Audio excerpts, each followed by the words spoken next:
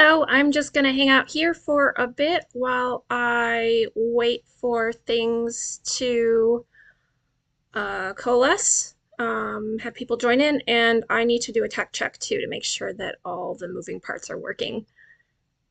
If there's anyone there, feel free to just leave a comment and say hi.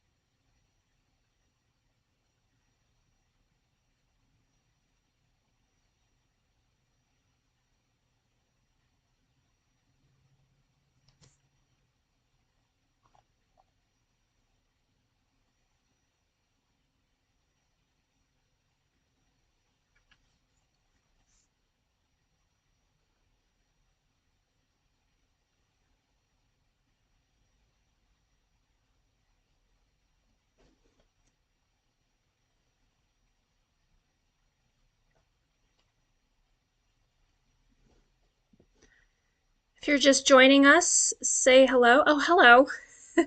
Welcome, Veronica. Bear with me while I figure out how to attach my PowerPoint to this.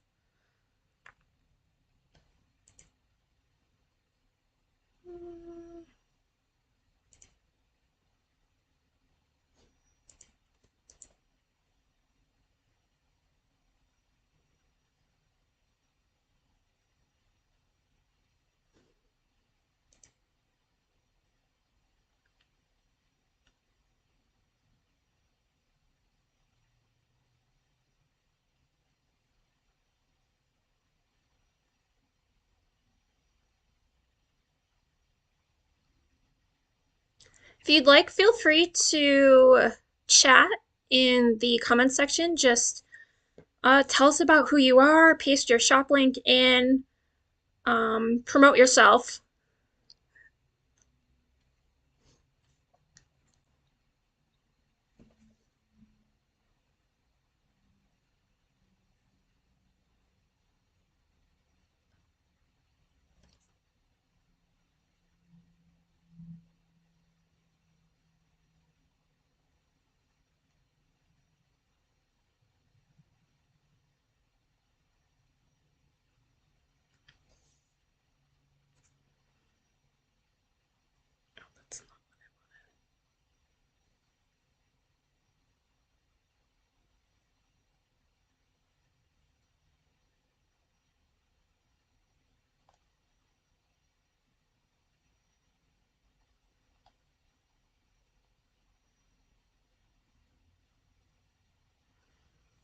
Okay.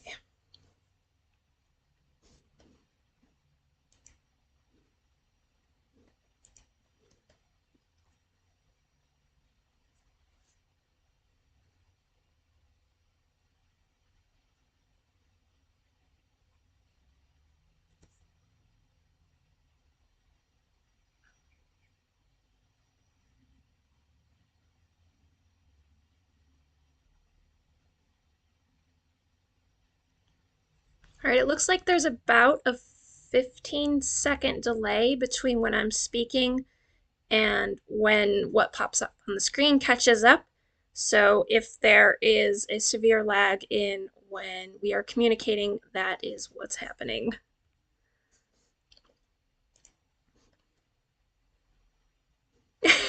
Veronica.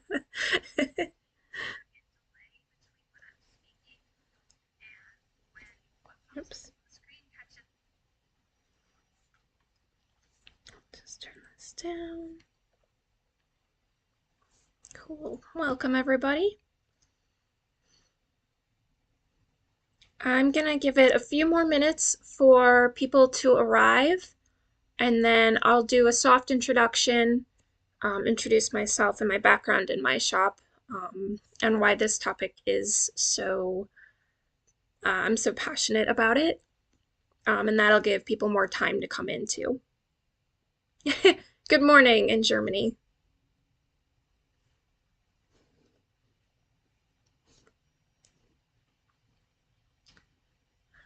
do I?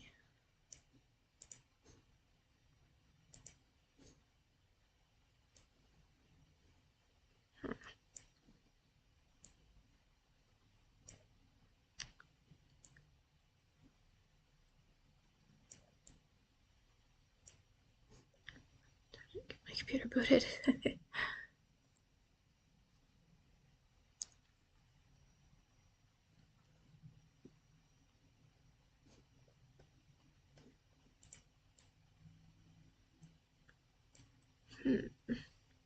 'Virginia, welcome. Uh, I'm based out of Washington, D.C., and I realized I didn't put that anywhere on the spreadsheet, so we're practically neighbors.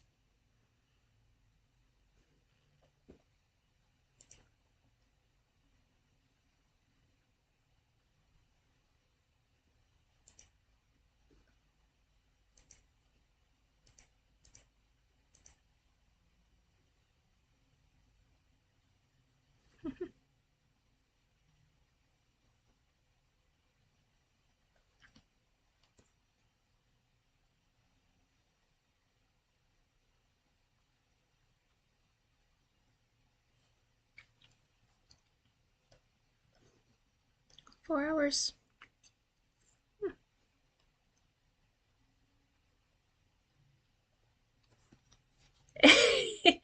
Screencasting might not have been as complicated if I had practiced this ahead of time. This is a new system that Etsy is having us use. And the issue I'm having is that I want to be able to see your questions as they pop up. And I don't know how to do that, actually. I think I do. Oh, no, I don't. Um, hmm.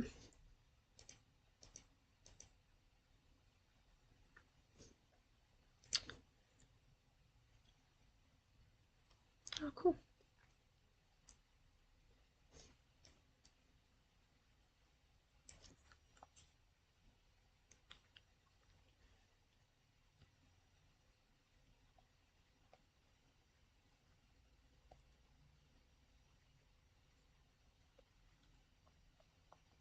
Also, as you are coming in and introducing yourself, if there's anything you're most hoping to get out of this, leave a comment and I can try to steer the discussion that way.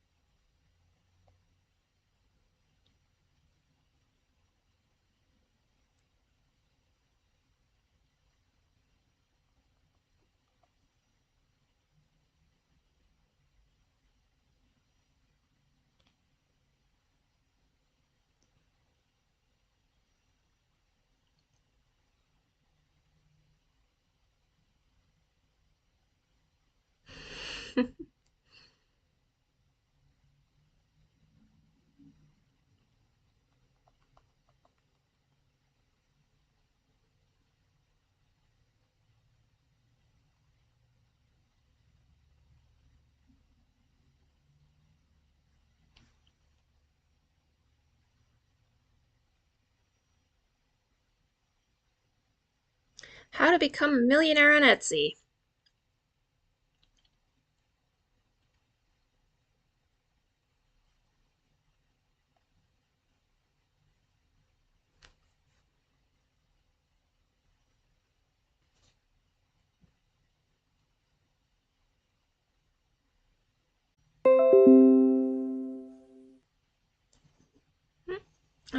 It looks like my screencaster cut out for a second there, so hopefully I've been reconnected. Cat Attack says my challenging errors are what to do on social media and what goes into a newsletter. Great.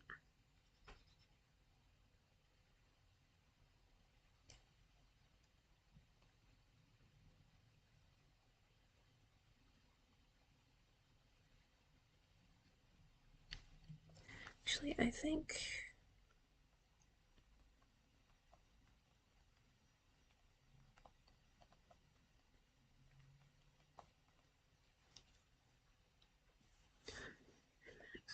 summer's coming.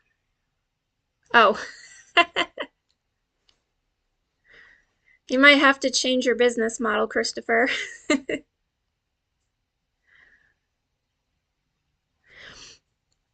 All right, so I'm gonna go ahead and get started. Yeah, I am trying to use a cell phone to view the chat, and I cannot figure out how to do that. Um, I probably have to be logged in to see comments.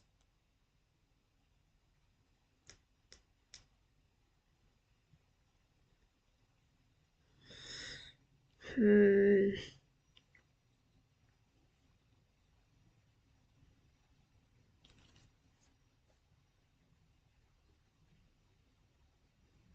Let me see what's in here. Go on yourself to see the comment. I know I am on YouTube and I can't see the comments.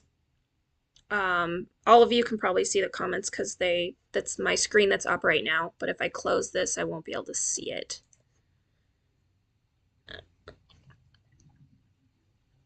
Mm, actually, I have an idea.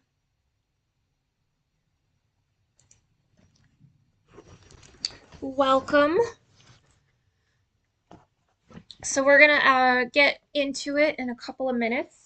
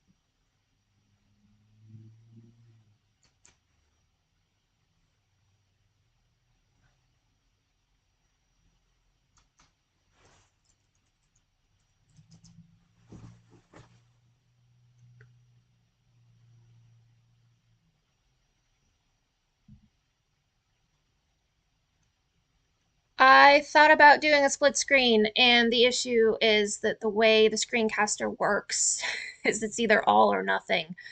It makes no sense to how I'm used to using software like this.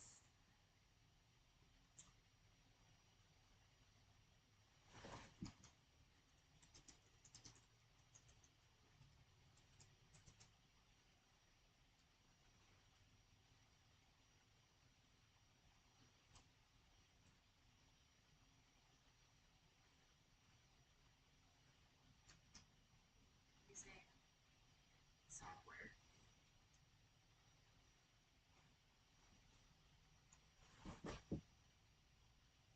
There we go. Okay, I got it working on a different computer. I couldn't get it to work on my phone, but I have a second computer running now so that I can look at your comments as they come in.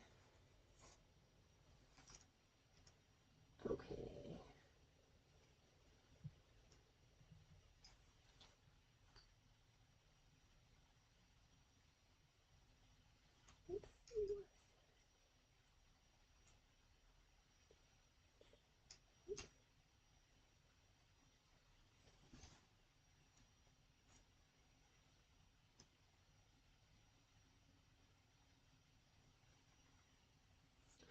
Okay.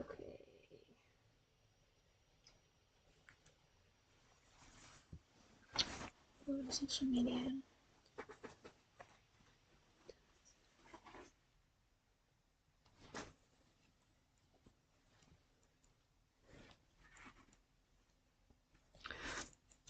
Okay.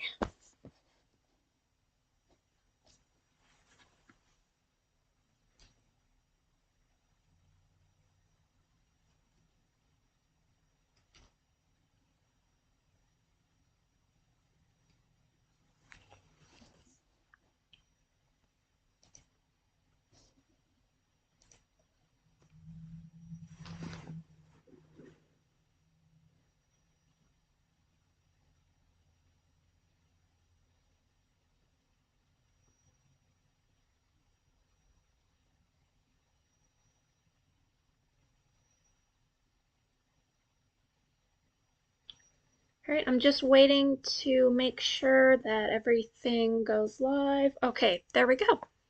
So, welcome to Etsy U. This specific workshop is modeled after Etsy's Quit Your Day Job series, and I think those series of interviews are really cool. Actually, I just realized I didn't turn my camera back on. Um, there we go. Okay, now you can see me. Sorry about that. One of the things I really like about that series is that it seems really inspirational and you get some insight into how someone turns a creative hobby into a career. But it seems more anecdotal almost. Like it's missing steps and things to think about from start to finish. So my goal with this presentation was to sort of order the things that you have to consider, the things that you have to get in order, um, and things that I want you to think about so that as you make business decisions and go about your hobby, if your ultimate goal is to make it into a career, there are some things you can do as you go along to build systems and ways of operating so that when you are ready to go full time, you're not starting from scratch. You've got a solid foundation to start with.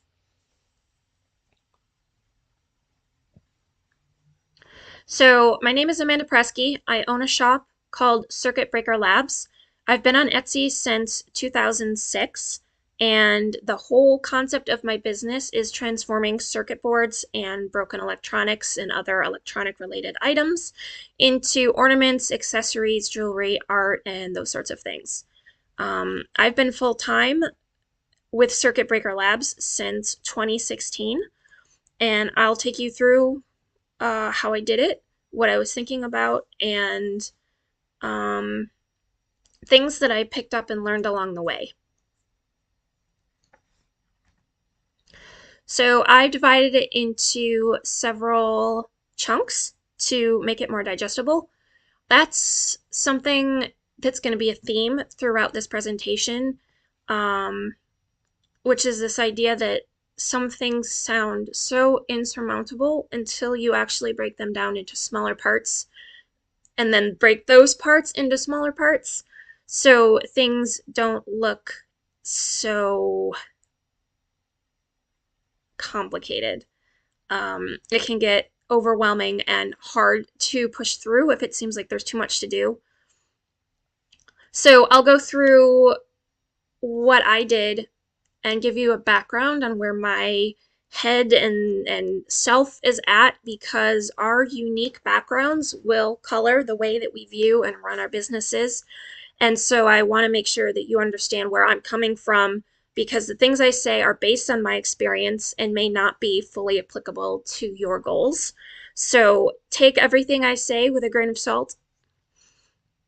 And then I'll talk through things you want to consider when it comes to making decisions, getting money in order, writing a business plan, polishing up your business, thinking about sales channels and income streams, using metrics and forecasting, and then marketing and advertising your business. And then I'll wrap up with some more overarching themes and things that I sort of learned along the way that I did not know were going to be the way they were until I was knee deep in it.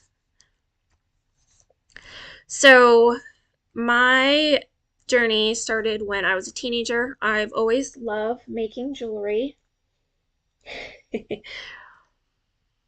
um, I was told I wasn't allowed to go to art school, so I went to school for chemistry. And I just continued selling jewelry on the side to help get myself through college.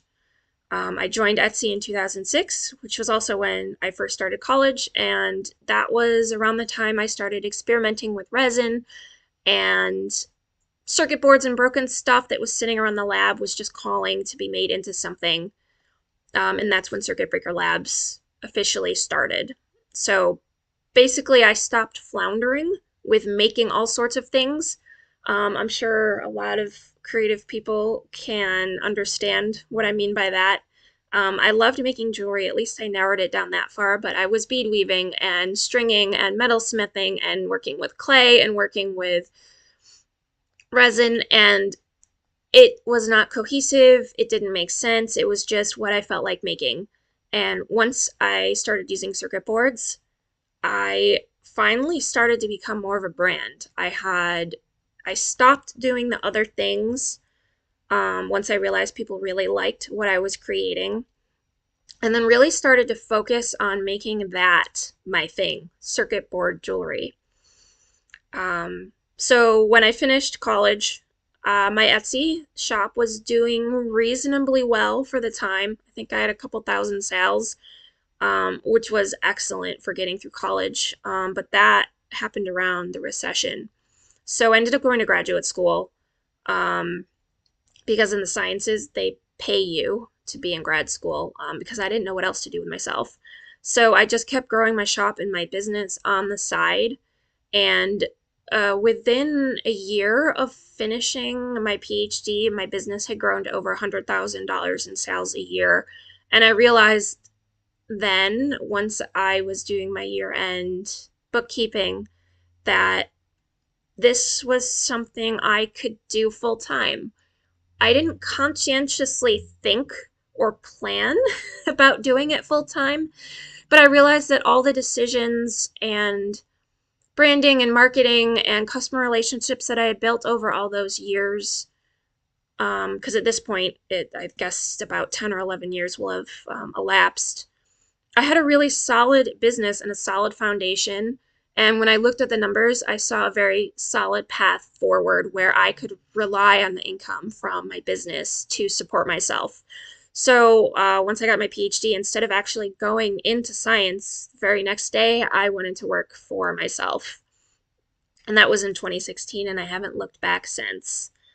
So where I'm at right now is that last year I became Because Science LLC, which is an umbrella that contains my Circuit Breaker Labs brand, but also other science handmade gifts. And we will be opening a retail storefront in fall. I'm just going to check the comments now.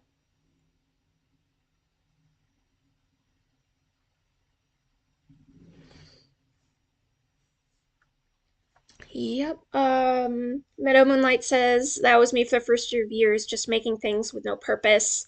Maria says I enjoy so many crafts that it's hard to narrow it down. I just want to make a comment about that, because just because you love making tons of things doesn't mean you can't make all those things. It just means that you should narrow the focus of what your business does and then save all the other stuff that doesn't fit in your business box for hobbies. Keep those as hobbies and things you enjoy doing on the side. Use them as a creative outlet. I'll talk about some strategies related to that where that would make sense, to also keep you inspired.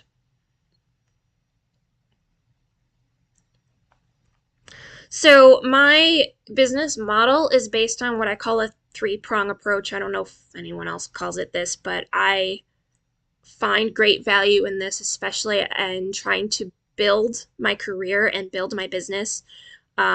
Is that the majority of my sales can be attributed to three main sources: online sales, which includes multiple platforms and my own website; live events, so that's anything from craft shows, street festivals, expos, any other thing where I'm setting up a table or a booth in front of people; and then the retail storefront. So I did open a short-term retail storefront last year from October until February of this year to test the retail storefront model. I was able to find a space, set up a store, ran it to collect data. You'll find that's a theme with me. With my background in science, I'm really interested and find value in setting up situations where I can collect data and where I can set up what I call experiments, where I can then collect data and then make decisions or bigger decisions off of smaller experiments. So I wanted to know, among other things, if a retail storefront would help grow the business constructively and if it would help connect other areas of the business, especially with my local customers. And it did, which is why we are moving forward with getting a long term lease in Washington, D.C. to have our science gift shop. And it's three prongs, but it's more like a triangle. Everything's interconnected. And what I've discovered in having places, multiple places where people can see and interact with us, it gives customers the option to interact in the way that's most comfortable with them. Some people don't want to leave home, they just want to buy stuff online. Some people really want to meet the maker, so they'll go out to a craft show and ask me questions. And some people just have different needs altogether, whether it's a gift they need to find or they just want to go shopping. They want to hang out with friends, they want to do something, and that's what the retail storefront does. So, by having this multifaceted approach to collecting sales and interacting with customers, I can meet them where my customers are and also fuel sales after the fact. So if I meet someone at a live event, oh, well, now they know I have a store. They can go to the store if they want. Or they need to order a gift and they don't have time to go to the store. Well, they can go online. They don't have to wait for the next craft show. I also wholesale my work and consign when it's appropriate or favorable. I have lots of opinions about both of those things. And one of the things I spent a lot of time doing was trying a lot of things. That's this next bullet where I say yes to a lot of things. And then as I collect data and experience, I start to pare back the things that aren't working for me very well, aren't giving me good margins, are more work than it's worth, or whatever the situation is, and then streamline all of my efforts so that my time is used most effectively. So this three-prong approach I've been talking about, I mean, two prongs, which is what I've been doing pretty much my entire career, is also very effective. It's also a marketing technique, funneling customers back and forth. I also use Etsy ads. I make sure that my messaging across all of these platforms is cohesive, that my branding is the same, my tone is the same, that my social media are all linked in together and are all contributing to my overall business messaging. So, as I go through this presentation and talk about the various strategies and techniques and ideas about how I've made my business something that can sustain me, I guess understand that I don't just sell on Etsy. Etsy is maybe 10 to 20% of my revenue annually. I use it as a marketing channel as well because Etsy is full of people ready to buy stuff. So it's a really great place to get discovered. If I can fold them into my business ecosystem and get them to meet me at a craft show or online on my website, that's excellent. If not, I'm happy to keep them on Etsy. I think it's a really important component of a diversified business model, which I think is really important if you want to make this full time. So, as I explain things, a lot of what I'm talking about will be applicable to other sales situations, whether it's in person, online, a store, or whatever. Um, and I encourage you to think about diversifying as well, and I'll have slides that talk about that more. So I will stop there and check the comments again.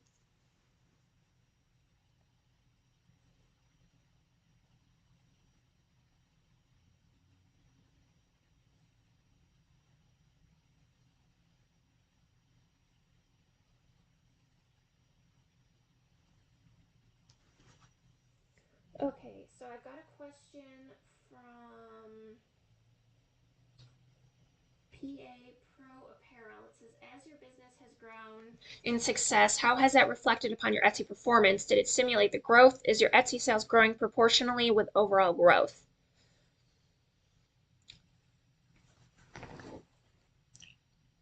It's more complicated than that. Um, Year over year, Etsy sales increase, average order value increases, orders increase, revenue increases.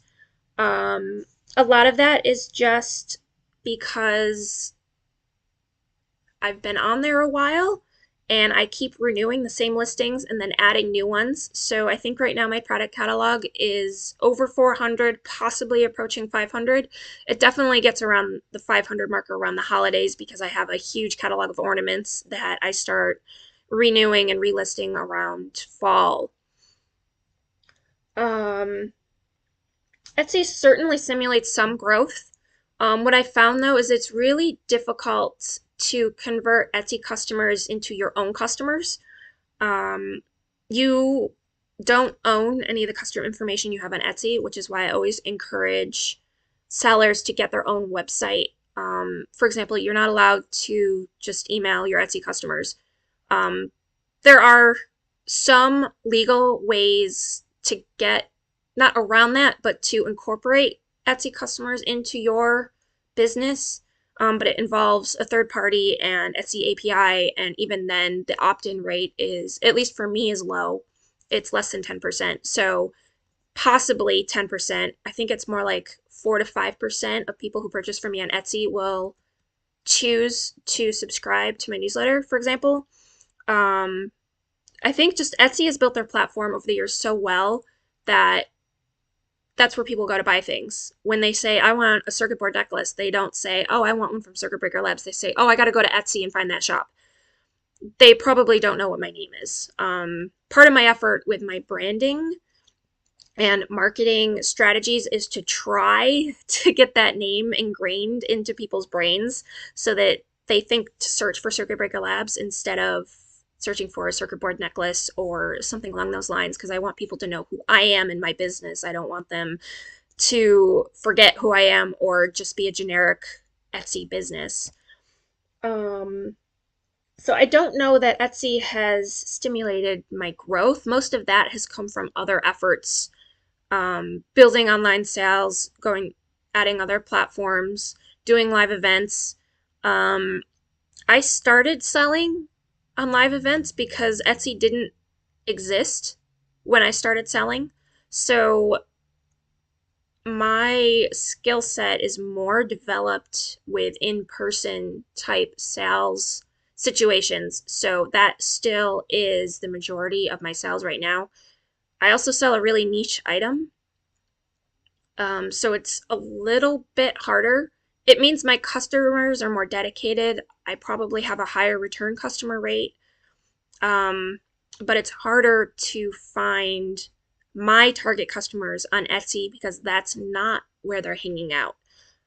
That's why I said this was a complicated question to answer.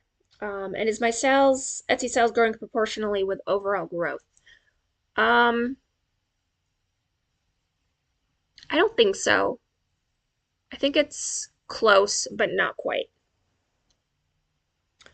Um, yeah, I'll talk about email newsletters and how that links to Etsy later. In terms of having your own website, it depends on what you want to do. If you just want to share photos, free ones like Squarespace, Wix, building something simple with WordPress are fine. If you want to have really powerful store, sell things, sell a lot of things, have customization options, and have the flexibility to grow, I recommend Shopify. That's the platform I use for my own website. All right. Okay, so why? Why do you want to be full time or why not? Make sure you understand your goals, what you really want, and make sure that turning your business full time will get you there. And if you think you can't do this full time, what is holding you back? What are you afraid of? What are you concerned about? I'm a big fan of writing lists and writing things out. It's how my brain works. So if drawing works for you, if talking it out works for you, I recommend brainstorming answers to these questions to sort of place how you feel about it more objectively. So I've dreamed of owning a store since I was a kid. But there's a difference between the shiny dream and reality and what's involved in that reality and numbers and finances and so I find I think I already mentioned this, breaking it out into smaller parts can help structure your thoughts and make sure that this is something that can work for you, or if it's something you can work towards. And if it seems intimidating, if it seems impossible, keep breaking it down into smaller and smaller chunks until it feels comfortable. If you can find one chunk that is comfortable, you can move on to the next. And then the next thing you know, you've got all your check marks filled up and you're ready to go. I also feel, in my experience in talking with other artists, a lot of what's holding them back is just fear, the unknown, the uncertainty, the lack of a steady paycheck. And those aren't unfounded fears, but preparation and organization and structure are what's going to help keep things where they need to be so that you can keep plugging away and make this work. I also hear people say, there aren't enough people who want my stuff. Um, and maybe that's true on Etsy. Maybe your customers aren't on Etsy, but there really is a market for everything. Even the junk that I make, things that come out wrong, robots with missing arms, people will still buy that stuff. So as long as you have a solid business, a cohesive brand, I don't think you have to worry about that. And then one of my favorite phrases is done is better than perfect. You don't have to have everything figured out to make this work. You just have to have enough figured out, enough pieces put together, and just show up. But with structure. I'm not advocating just jumping in, but I think you should, if you have a plan, and some of it is figured out, some of it is to be figured out, that's a lot better platform to start from.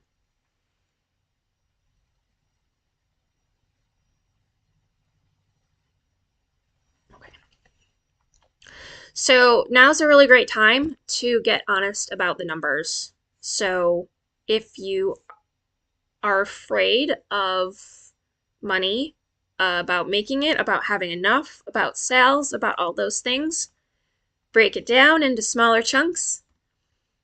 Um, so just run the numbers. Look at the numbers you already have. Etsy has a lot of shop stats. So if your business is only on Etsy or if it's elsewhere, gather all your numbers up and look at how things are going right now. How much money are you spending versus how much are you keeping? Determine what you need to live comfortably and whatever you need to put away for retirement, for kids, for travel, whatever you want, come up with that number. Make sure you account for taxes. And then determine your sales goal based on your margins and what you need to live. And then that is your sales goal for the year. So the example I have here is, say you made $11,000 on your business last year, and you know you spent $3,500 on supplies, Etsy fees, packaging, and whatnot. So that means you keep 68%. I have no idea what your numbers are. They may be much lower, they may be much higher, but figure out what that number is. Now, let's say you need $45,000 to survive or live, conduct your life comfortably. That means you need to sell $66,000 to keep 45K for you. This is just an example. It's a very rough, kind of back of the envelope kind of calculation, but it helps to really put things into perspective. So I don't know if 66,000 feels like a big number or a small number. But if it feels yucky, divide it by 12. Now you have a monthly goal. And if that still feels weird, divide it by 52. Now you have a weekly goal. And when you can break it down into smaller chunks like that, now you can say, okay, if my goal for this week is to make $1,000 in sales, it's not guaranteed that you're going to make $1,000 of sales. There's seasonal swings, there's trend swings, there's if Etsy featured you in a newsletter, or if it's just one of those weird slumps because Etsy changed something. That's fine. That's going to happen.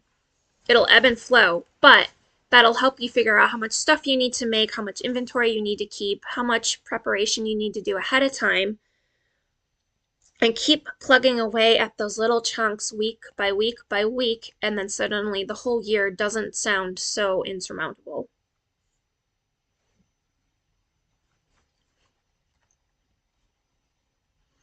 Looks like I'm already ahead of myself here. Um, so also, if that number seems out of reach, consider also calculating how much time you currently put into your business. Um, Imagine you go from a couple hours a night to having 8 to 10 hours a day to do this. Your capacity to do things is greatly increased. So consider the opportunity cost you're currently undergoing because you have a different job. So are there projects that you can't do because you're at your other job? Are you missing marketing opportunities? Are you having to skip out on interviews and doing certain events or whatever else you want to do for your business because you have this other job? Um, Consider that as part of this whole picture. Um, because that's one of the things that I didn't fully grasp until a couple months in of doing this full time was just wow, how much time I really have to put into all of these things because now I'm not worried about my other job. So not only was my headspace clear, because I wasn't worried about my other job, I actually had the time to do all these things that I needed to do as well.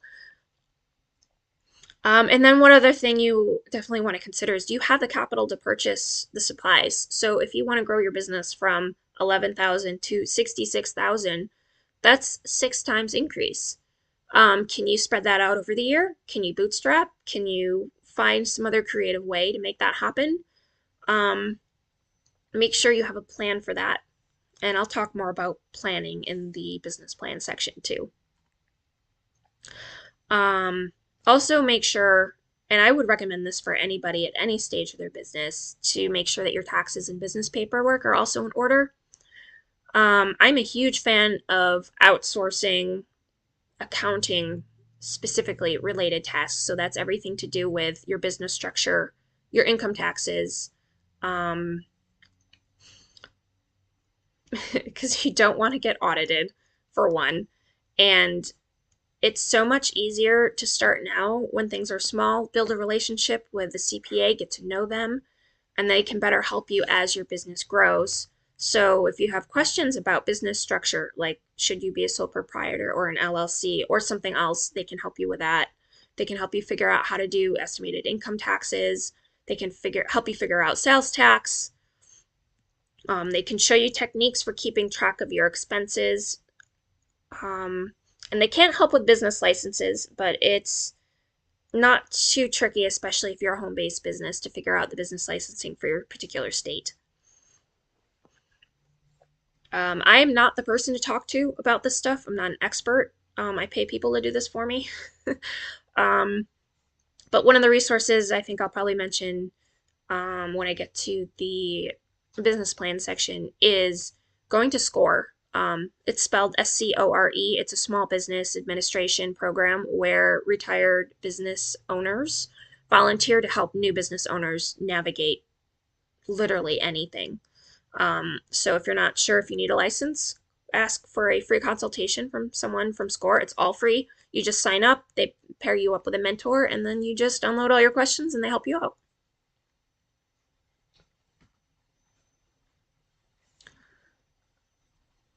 All right, so on to the business plan. So if you've never heard of it, a business plan is just a comprehensive document that lists everything about your business. It's like a manual about how your business does, who's involved, what's involved, financial information, things like that. So, do you need it? Absolutely. You can run a business without a business plan, but I think it's really important to do one, even if you never refer to it again, because it forces you to think about all aspects of the business instead of just winging it. So, that's pretty much the one thing I did to prepare myself to go full time because all the other things were sort of already under control. Um, Oh, right. I have a comment asking if score is appropriate for someone in Canada. Sorry about that. I forgot that this is attracting international audiences. So I'm not sure what Canada has. I'm sure they have a small business association or administration or something similar that offers services. And across the whole world, I imagine there are other government entities that can help you with business questions. Libraries are also a really excellent resource if you have questions. Librarians will be able to at least point you in the right direction. They might not be able to help you with questions specific, say tax related questions, but they can help guide you to literature that can help you figure it out. So back to the business plan. Um, it covers who you are and what you're doing, why you're doing it, what your brand is, what your value proposition is, your marketing plan, what products you make or sell or services you offer. It includes a competitive analysis, cost of goods sales, goods sold, and profit and loss statements and forecasting documents. It sounds like a lot. It can sound really overwhelming. But I recommend Googling a template and then just filling it out, answering the questions, thinking about each of these things and writing them down. It doesn't have to be great. It doesn't have to be correct. It doesn't have to be perfect. It just has to be your best guess. Um, when I wrote my plan, I did it top to bottom, thinking about everything, because I really wanted to understand how I was planning to make money, how I was planning to grow my business, what things I would have to do to meet my goals. And the business plan is just a really nice way to organize all of those things into one spot so that then if I look at, say, my goals for the month, maybe I'll refer back to my business plan and say, well, maybe I wanted to release a new collection. How am I going to do that? What resources am I going to dedicate to it? Do I have the budget for it? All of those questions can, or all those, yeah, questions can be answered by what you wrote in your business plan. Use it as a guiding document. I'm not going to go into how to write a plan. That's for another day. But I generally find that looking for blank templates online are great, especially if you look at examples as well, so you can see how other people answered various questions. And then you can apply what they're doing to your business and sort of think about the things you need to think about. One of the things that I find most intimidating about growing a business is that I don't know what I don't know. And the act of writing a business plan helps to sort of fill out those hazy edges where I don't know what I don't know. Well, now I know that COGS is a word or an acronym and that it's something I should be aware of. So now I can go down that rabbit hole and research it and figure out what it means for my business and become an expert in that area. So when I was talking to my score mentor the very first time around after I already wrote my plan, he gave me another copy and suggested I go through it again to update my plan and but do it little section by little section so that instead of feeling overwhelmed by this whole big document, I just did it section by section. It could really drill down into detail. Really think about each specific part of the plan, give it a lot of thought and a lot of brainstorming, and really think about how I want to deal with that part of my plan. And then you keep iterating that process, and now you've got a whole complete document that you can refer to. Um, yeah, sorry about that.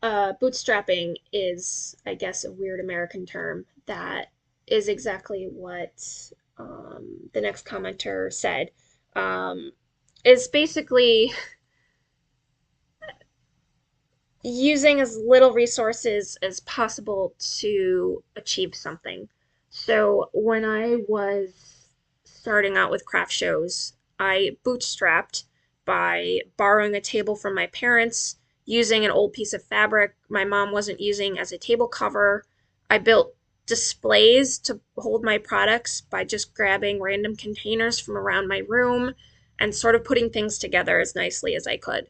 And then as things grow and you have more capital and money and you can invest in better materials and tools and supplies, then you start adding those in.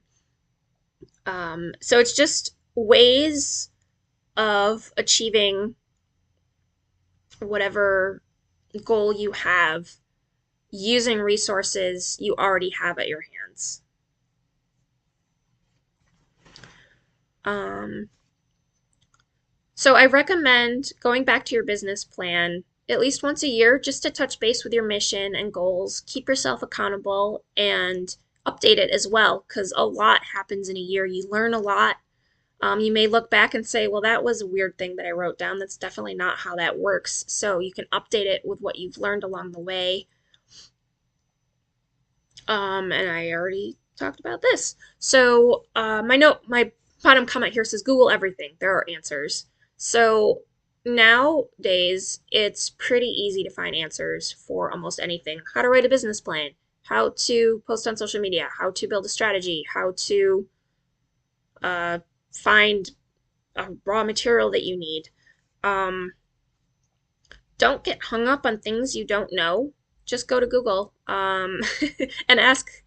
There are other people who have the same problem as you and have written articles or published videos about these things. There is an abundant supply of resources and materials online. So I encourage you to seek those out if you hit a wall or something seems complicated or confusing. Okay, so my next section is about polishing your business. So the idea here is looking at how you currently operate your business and think about what you need to do to operate it up here. So you want to take it full time. You need to make more products. You need to increase social media presence or um, come up with a more efficient way of making something. Now is the time to start thinking about those things as you're working along. Um, Start researching, start just brainstorming what you could do differently, so that then when you are finally at a position to take it full time, your procedures are already established, your supplies have already been sourced, and it's just all that groundwork is done. You just have to do it. So start with the stuff you're good at. Make sure your product line is solid. So, do you have enough products? Can you cover more product categories? Are there things you've been wanting to make but you just can't because you don't have enough time? Organize that somewhere, because eventually you will have time. Make sure it's your best work. Um, if your photos aren't that great, take a photo class now. Start getting good at those things that you've been putting aside. Can you fill a whole web shop or a craft show booth? Do you need to design more things? Do you need to make bigger things? Do you need to make more things? Figuring out what you need. Is your packaging and branding great? Does it need improving? Um, who is your target market and what do they want from you? So that's also a whole other discussion. But I feel like when you're a hobby business, you can make what you want and it'll sell because you're dealing in small volumes. But when you start to try to scale, I think it becomes more important to reframe your thinking to serving customers instead of serving your own creative muse. So I really love bead weaving, but my customers didn't. I still kept trying to push it. I tried making different things. I tried different shapes and colors. I couldn't get it to work. Um, they just always wanted the circuit board stuff. If I put the two next to each other, they were always going to choose the circuit board item. So once I started to realize who my target customers were, I leaned into it. I started making more circuit board items. I expanded my line to include things like cufflinks and tie bars, and then magnet sets and keychains.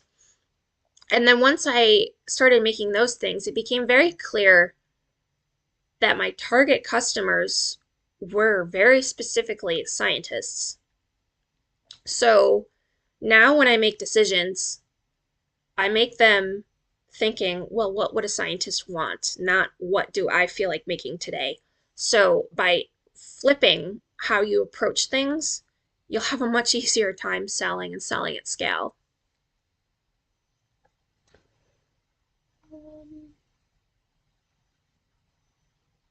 Very welcome, Lisa. One of the things that I find really important and what really clicked with me was proving to shoppers that you're committed to your business and that you take it seriously. I realized that I had finally gotten my branding and craft show booth to a spot where people really took me serious. When people started coming in the booth and exclaiming to their friends, "Oh, I love this company." Like, I'm a company.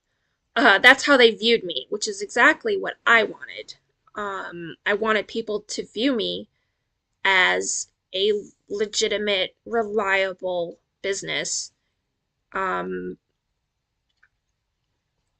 because they trust you. They're willing to spend money. They'll trust buying online. And there are things you can do to make people trust you. And one of those things is just regularly showing up, whether that's posting on social media or going to events regularly or updating your website regularly. Whatever it is, just always being present. One of the other things that really sort of pulls together your business and make it look serious is that everything is consistent. So make sure that your site and the colors in your business marketing, your booth design, if you exhibit at events, that your photography is consistent, that the colors you use across your branding is consistent, that your policies are in your brand voice and make sense for your business and what your target customers expect, and all of that sort of thing. You may not know all the answers to this now. Like you may not know exactly who your target customers are or exactly what your voice is just yet. It took me time to figure that out as well. But as you evolve and figure these things out, you can continually refine your business persona, if you will, and just iteratively make it more professional.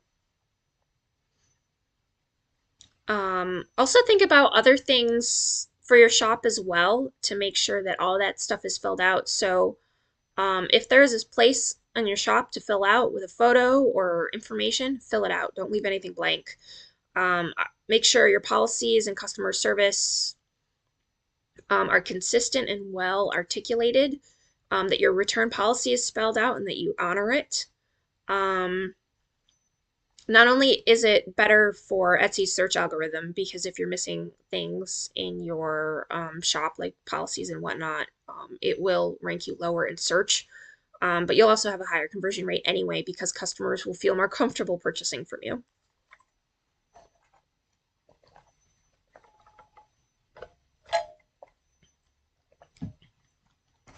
So when it comes to your processes, start thinking about how you can change them if you needed to change them to save yourself time. So can you outsource simple tasks? Can you Oh, this is also part of thinking of ways to improve existing processes. They're kind of related. So, do you drill things individually that or punch them by hand that you could do in batch? Could you pay somebody to do that for you? Could you buy pre-cut mat board instead of cutting it down yourself? Or buy pre-made ear wires, even if it's from another artist, instead of making your own, so that you can free up your own time. Um, I've heard it said various ways, but basically you are an expert in making something unique. So I'm an expert at turning circuit boards into something you can wear or something you can hang on your wall. I'm not an expert at making frames or at making chain links, and that's not important. It's not an important thing to me or to my customers to be able to do those tasks. So I don't make frames. I buy pre-made frames and I put my art in it. I don't make chains. I buy them and then I put my art on it. And by not having to spend time doing those parts of the process that are meaningless to my customers, I free up my time to do the stuff that I'm good at. I'll say this also applies as you grow to outsourcing other things too, like bookkeeping or um, photography or whatever thing that either you're not good at, not as good at, or is taking your time away from your core competency, um, is going to make your business stronger. If you have space to do this, think about dividing your process into substations, especially if your process involves any sort of curing or passage of time, so that you can have multiple steps in your process running simultaneously. This will really increase your efficiency. And then start thinking about buying in bulk. Look for new um, suppliers. Get wholesale accounts. Give them your tax ID so you're not paying for tax on materials. And stop buying supplies from craft stores. You're at scale, you really need to be more concerned about where your costs are and what your margins are. Because if you get bogged down spending money on supplies and you have nothing left, it's going to be a huge problem. So I am continually doing research for and updating where I'm buying supplies from and checking costs, especially with all the supply chain issues that have been happening for the last year or two.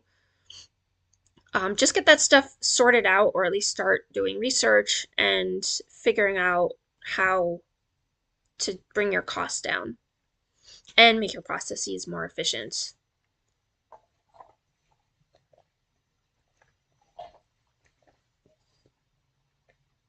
Yeah, social media is coming in its own section. That's part of marketing and advertising. Um, Design more conscientiously. So I already talked about designing more for your target customer and not for yourself. But you also want to think more about your time and your space as well. So if you need flexibility, um, or if you need something to take up less space, there may be some way that you can design your product or change your products to better take advantage of the resources that you do have. So, an example I have of making better use of my time and actually other people's time as well, is that a lot of the products I make, um, there's one for an example, in a bezel. So what I can do is make a bunch of things in bezels, but not finish them completely. So I'll have a bunch of almost completed stuff, and then if an order comes in for a bookmark, I can glue that caption to a bookmark and now it's ready to go. I don't have to have 500 bookmarks and 500 money clips ready to go. I can just have however many pieces I need and then all the components so that I can quickly turn it into the finished product. So it requires that I make less things all at once and then can transform it into whatever I need. That works great if someone like has a rush order and they want 30 of something, but if I already glued 20 into one and 20 into another, now I'm short 10. So if I hadn't glued them, I could now glue all 30 into what they need and get the order out quickly. So I like having my process set up like that when it's possible. It's not always possible, so that I have the flexibility to quickly turn around whatever customers need. Consider buying better tools. And along that, keep your tools sharp. Buy tools that'll save you time. Find ways to improve your processes using different tools. Think about out of the box ways to do things. I think half the processes in my studio, I use tools the way they are not meant to be used, at least not conventionally, but they work perfectly for my specific application. And that will come with time too, as you learn and experiment and discover what exists. But for example, I used to hand wash each little circuit board piece after I cut it, which was awful. But now we have just a tumbler. I throw everything in, and then everything gets washed together, and I'm not sitting there with a scrub brush cleaning everything. It saves me so much time because now instead of standing in front of the sink for half an hour cleaning things, I can go off and do something else for half an hour and then come back, and it's all done for me. One of the other things I do is store tools and materials by process. This is another iterative thing because when I first started my business, it was just a desk in the corner of the room. And then it turned into stealing some space in the dining room. And then it turned into a spare bedroom once I moved into a different apartment. And then when I moved again, it became two bedrooms for my business and part of the attic. And now it's to the point where my entire basement and garage are completely dedicated to business processes. And every time I moved from a bigger, progressively bigger and bigger spaces, it was because I had outgrown my other space and it was cutting into my ability to work effectively. And by expanding my space, what I'm able to do is create workstations where each step of my process has its own station and has all the tools and materials needed for doing that specific task. I also have all things out for tasks that I do frequently. So, like, my photo box is always up so that I can quickly take photos without having to take all the stuff out and put it all away again. If I reduce the amount of stuff I have to take out and put away, I'm saving a lot of time and increasing my efficiency. The same thing for my shipping area. It used to be very small, and now it's expanded as my space has expanded. But by having everything at my fingertips, it's just faster to get orders out. And then if you have larger items and you need to have a lot of inventory, now is a good time to start thinking about how you can keep it all sorted once you finish it. If you decide to stay all, for example, made to order, I guess that's less of a concern.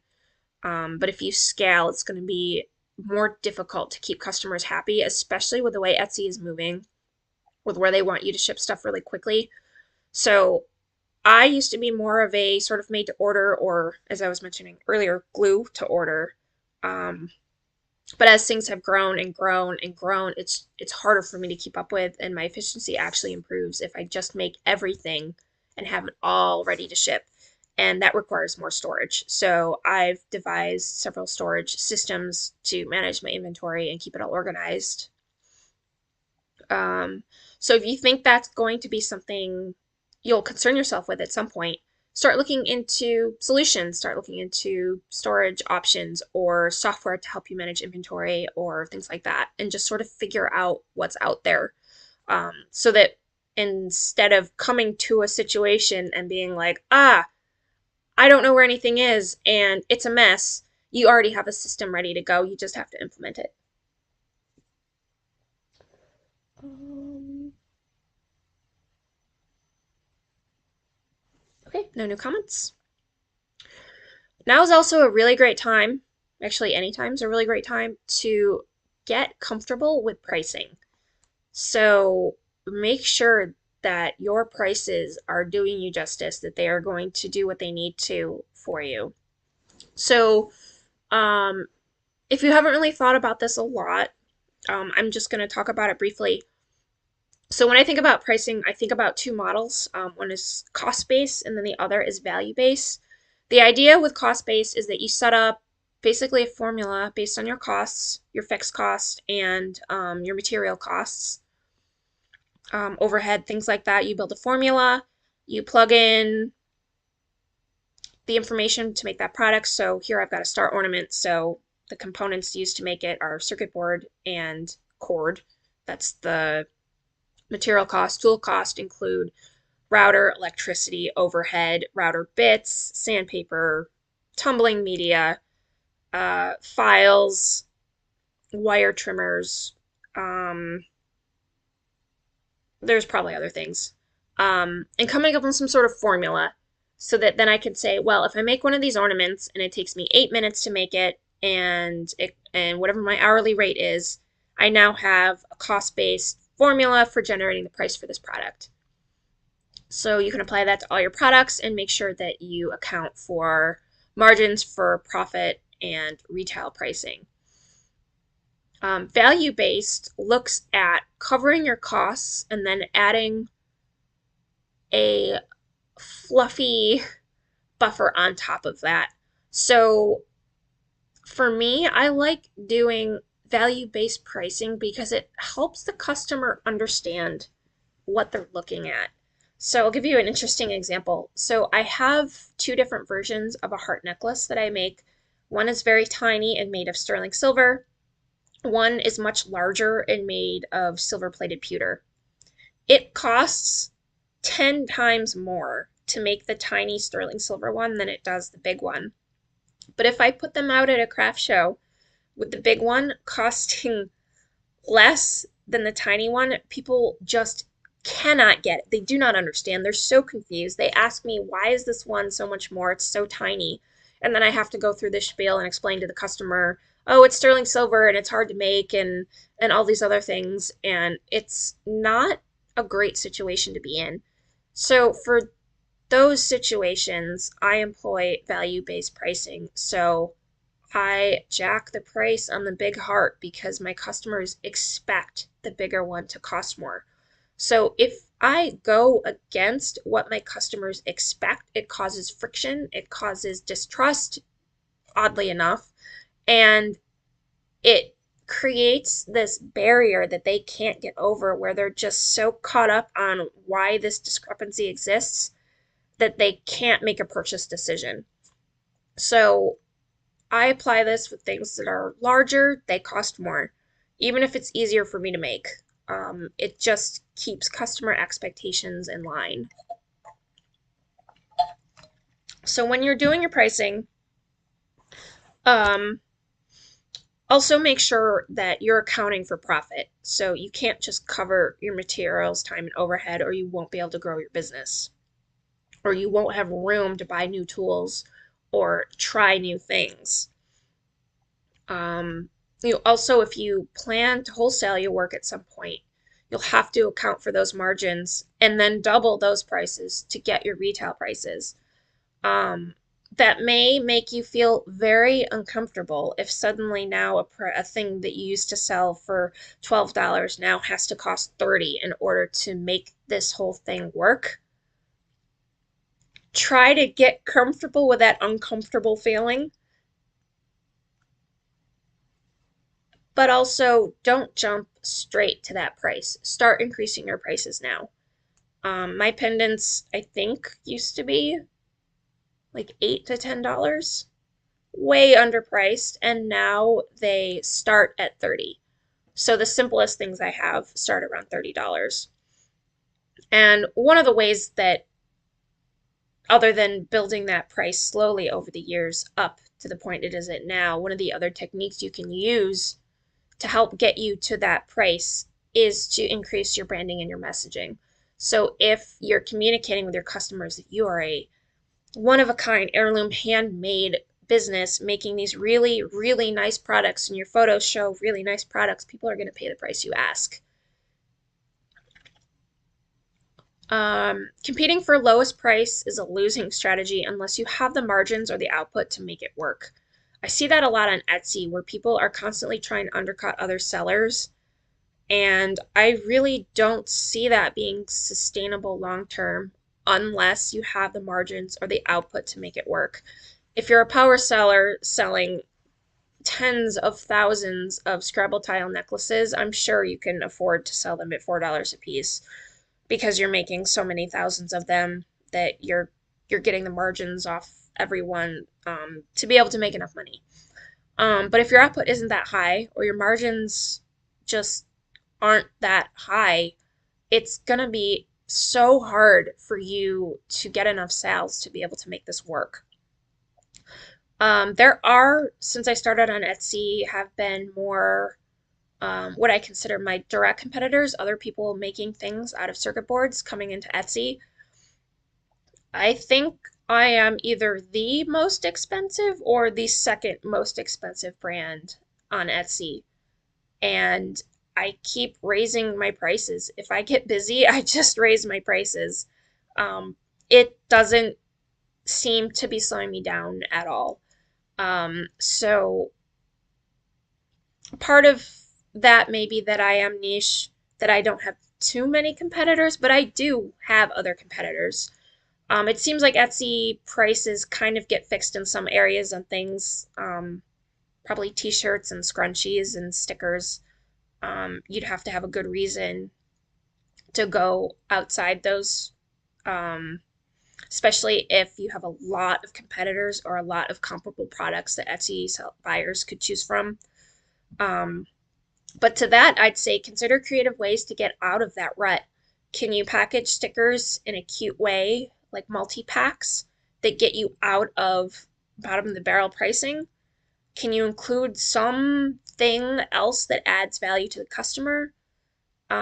Is there something else about how you run your business that makes you stand out from the other competitors? And can you effectively communicate that with buyers?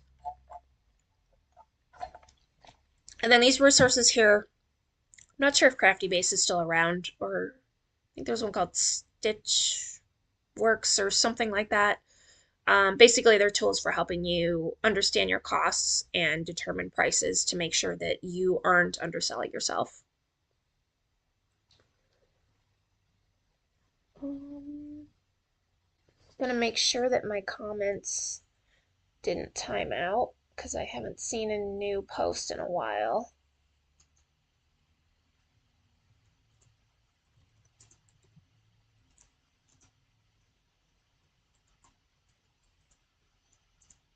Okay. Okay. Okay. So once I guess I'm gonna I guess we're kind of a little past halfway. Um, pull in what we've already talked about. So I want you to get honest about your sales capabilities and your numbers and what you need your business to do for you. Tidy up your business and your current procedures. Make sure you understand the cost of the things you're selling, the materials you're choosing, um, how you're making things, organizing your workspace, thinking about ways to make your process more efficient. Um, oh, um, right, that's okay. And then now we're coming to a point where I want you to think more critically about things that you would write in your business plans. So I really want to encourage you to diversify your sales channels and your income streams. Um, Maybe you discovered this firsthand during COVID, but a lot of us who were doing craft shows suddenly had that sales channel just gone. Those of us who wholesaled our work, gone. All we were left with was online and social selling. And if you were a business without those sales channels, you were suddenly left with no income overnight. And it was terrifying for a lot of people. Um, oh, okay, good. So I'm going to take you through ones that I've thought of and ones that I'm involved with, give you some ideas. There's also advantages beyond diversifying for stability and having other sales channels and income streams, and I will talk about those now. So these are, I guess, pretty much use almost everything here. Ideas for sales channels and income streams that you could set up for your creative business.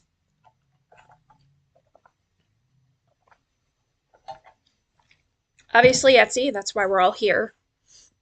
And in parentheses, I have a bunch of suggestions for places you can go to look for more information, to read articles, to network with other people. I think I'm going to mention Facebook groups a lot, because I find them really valuable personally, especially if it's about a specific platform or a specific sales channel type, like art fairs. I can't remember what it's called. But there are various Facebook groups where people will ask questions and give each other support. So not only can you go there to find information, to learn new things, you can also troubleshoot with other people and get inspiration for things to implement in your own business. One of the other things I find is that now that I work from home, it's incredibly isolating. I don't have coworkers or an office or a lab to go to anymore. So, I join several entrepreneur groups that have meetups, like in-person meetups and events and things, so I can interact with other people and talk to other people who are going through the same things as me, having to make decisions about similar things. And it's also a way to socialize.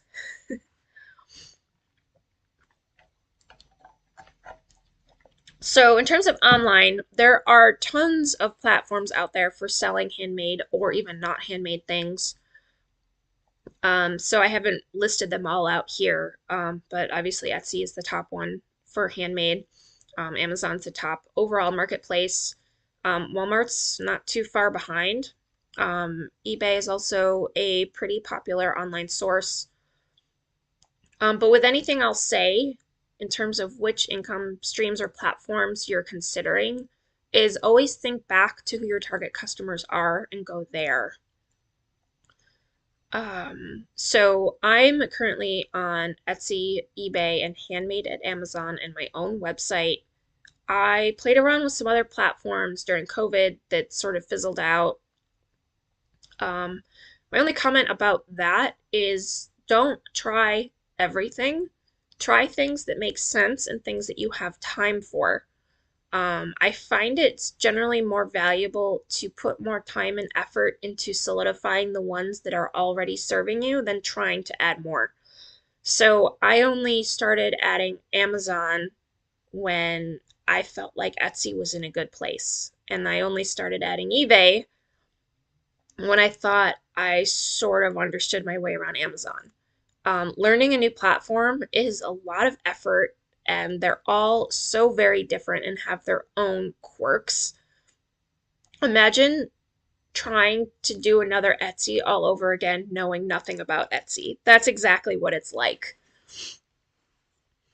Um, I also have my own website, and one of the things I started to touch on earlier was about owning your customer data. You don't own your customer data on Etsy. Etsy owns the customer data. Um, I'm still going to talk about newsletters and how that all ties together. But if you have your own website, assuming you've collected permission to email your customers, you still have to abide by federal laws, whatever they are in your country. You can do with that what you want. You can, and that's kind of a powerful thing, especially as your business grows, because now if you want to reach out to them in some way, you're able. You can't do that on Etsy without getting in trouble for spamming. And one of my recommendations here for finding more resources about venturing off into your old website is a company called Aelydia. They are a firm that creates customized templates and websites for people who primarily use Shopify as their website base.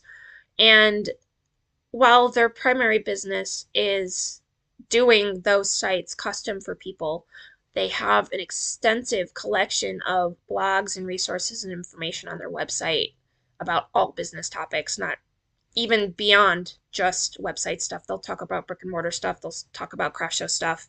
They also have a Facebook group as well. I really recommend that if you want to learn more about the nuts and bolts of having your own website and all the strategy and work that goes into that. If you want to get into wholesale, I highly recommend a course on Creative Live by Megan Allman. This is one of those things where I felt really overwhelmed by wholesale because it seemed really complicated and I didn't know if I should be doing trade shows and I didn't know how to package my stuff. I didn't know what retailers wanted. And that class really broke it down into smaller pieces, um, and just step by step explained everything. It was a really intensive course. I don't know how many hours and hours it was and how many pages of workbook manual there was, but when I came out of that, I really felt like I understood what I needed to do, um, and how I needed to reform some of the products in my packaging and messaging and things like that to attract wholesale buyers.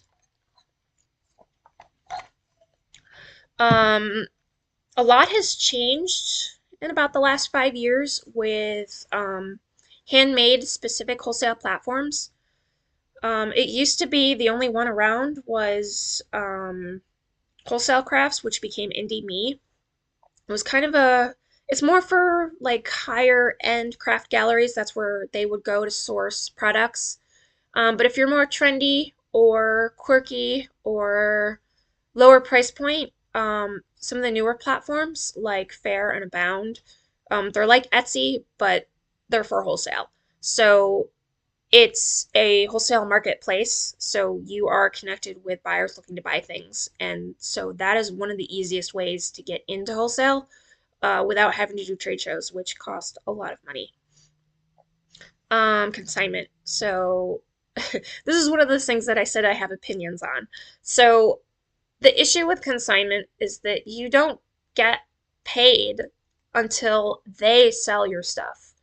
Wholesale is great because you get paid up front or net 30 or whatever. The sales are guaranteed. You know that income's going to be coming in. But with consignment, it's not guaranteed. So it can be more challenging, especially if you have less inventory or you're a smaller business and you have to give a company all of your stuff and not get paid for it. So I recommend if you want to get into it that you start local so that you can build relationships. The shop owners understand what they need, how they sell, get face-to-face time because the more they know about you, the better they can sell your work. So if you try to consign to some place across the country, it's going to be a lot harder to build those relationships and have an effective consignment strategy. I highly recommend avoiding rent-based consignment arrangements. Um, Sorry, I really need more water.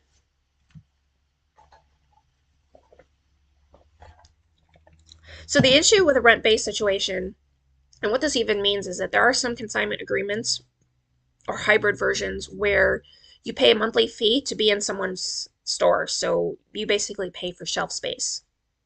Sometimes there's an extra percentage of your sales that comes out on top, sometimes not. The issue with this sort of arrangement is that unless you trust the person running that shop to sell your things for you, they're already paid. You pay them monthly. So it's no skin off their back if they don't sell your stuff. So if they don't have the impetus to sell your stuff, it may be a situation where you end up pouring a lot of money into paying their rent and getting nothing out of it. But use your judgment here. If it's someone you trust or a place that you know your work will sell itself or whatnot, then maybe it's not so terrible. I also recommend not choosing any place that gives you any less than a 50% cut. If they take more than that, they're probably just taking advantage of you. So my current consignment strategy is focused on local. So I only consign locally or places I used to live where I have established relationships and places that do well. So there's one current place I consign with that is 300 miles away. I can't check in with them regularly, but It's on campus of the college I went to. So people know me from going there. They know my story. They love what I make. So even though it's not local and I can't just drive down and drop stuff off, it ends up working out really well.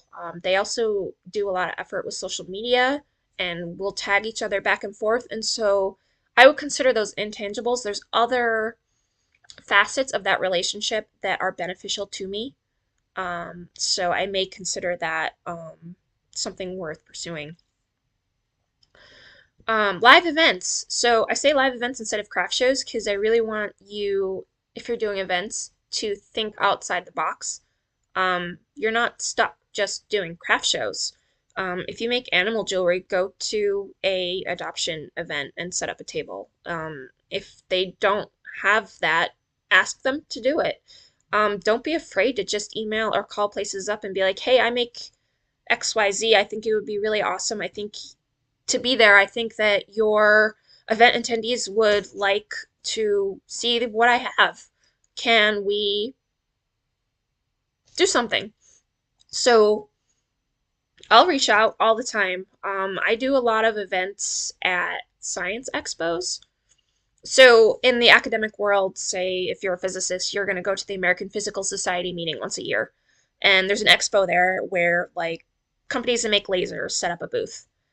It's not meant for businesses like mine. And a lot of times some of those expos don't allow you to sell stuff to people directly, like it's called cash and carry. But sometimes I can convince them to let me in. And so that gets me in front of scientists, my exact target market. So if there are festivals or stores that you could pop up at, um, create an event, there are so many things that you could do. I just don't want you to think that you're stuck doing only juried craft festivals and that's the only thing you can do. There are so many ways to get in front of other people with your stuff. Social media is now kind of an income stream. If you have, and this is with my background in Shopify, I don't know about other websites. Shopify, you can directly link your product catalog on social media, so you can have social selling built right in. You can do links in your social media accounts to drive people to your Etsy shop or your website or wherever you want to take them. Live selling became really popular during the pandemic, so if you're comfortable in front of a camera, that's an excellent way to not only generate sales, but connect with your customers as well. And then other online sources, whether it's monetizing videos or um, other content that you create where you can generate revenue from ads, things like that. I'm gonna go check the comments.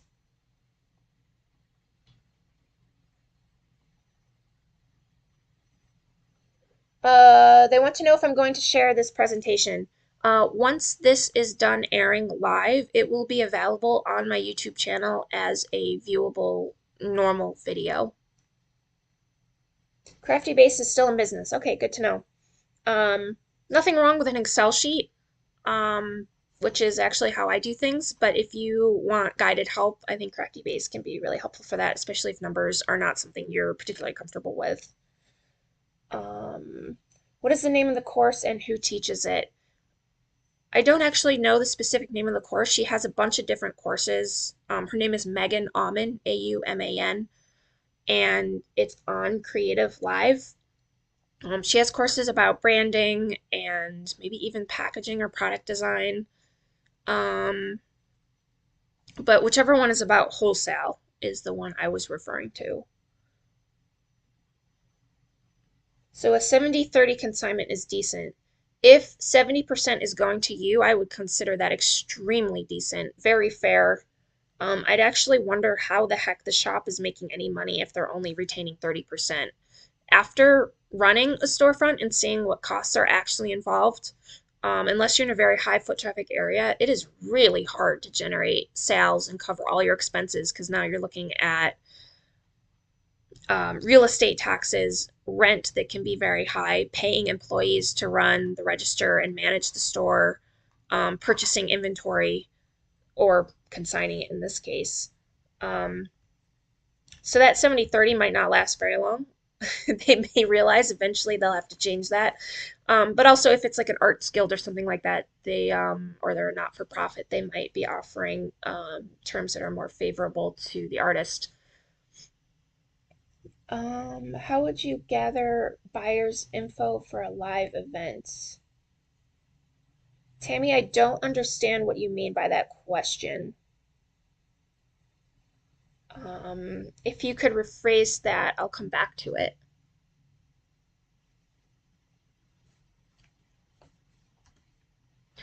Okay, now on to the numbers. Don't wing it. Use data to make informed strategic decisions. When your business is smaller, winging it works. But as things grow and budgets expand and your responsibilities compound, um, winging it isn't the best technique anymore. You can start to lose track of what's really happening or think you know what's going on, but have that not actually be the case. So I'm definitely a huge fan of using metrics, of setting up systems where I can collect metrics and going back and assessing how things went to then make decisions for the future. So evaluate your current income streams. So the current streams that you're familiar with and operate now, what is your actual return on investment? Or that's probably the wrong term here. What are you actually getting out of it? So you're on Etsy, you know you've got transaction fees and shipping costs and packaging costs, listing fees. If you're using ads, you've got ad fees. When you account for all of that stuff together, where do you end up at the end of the day?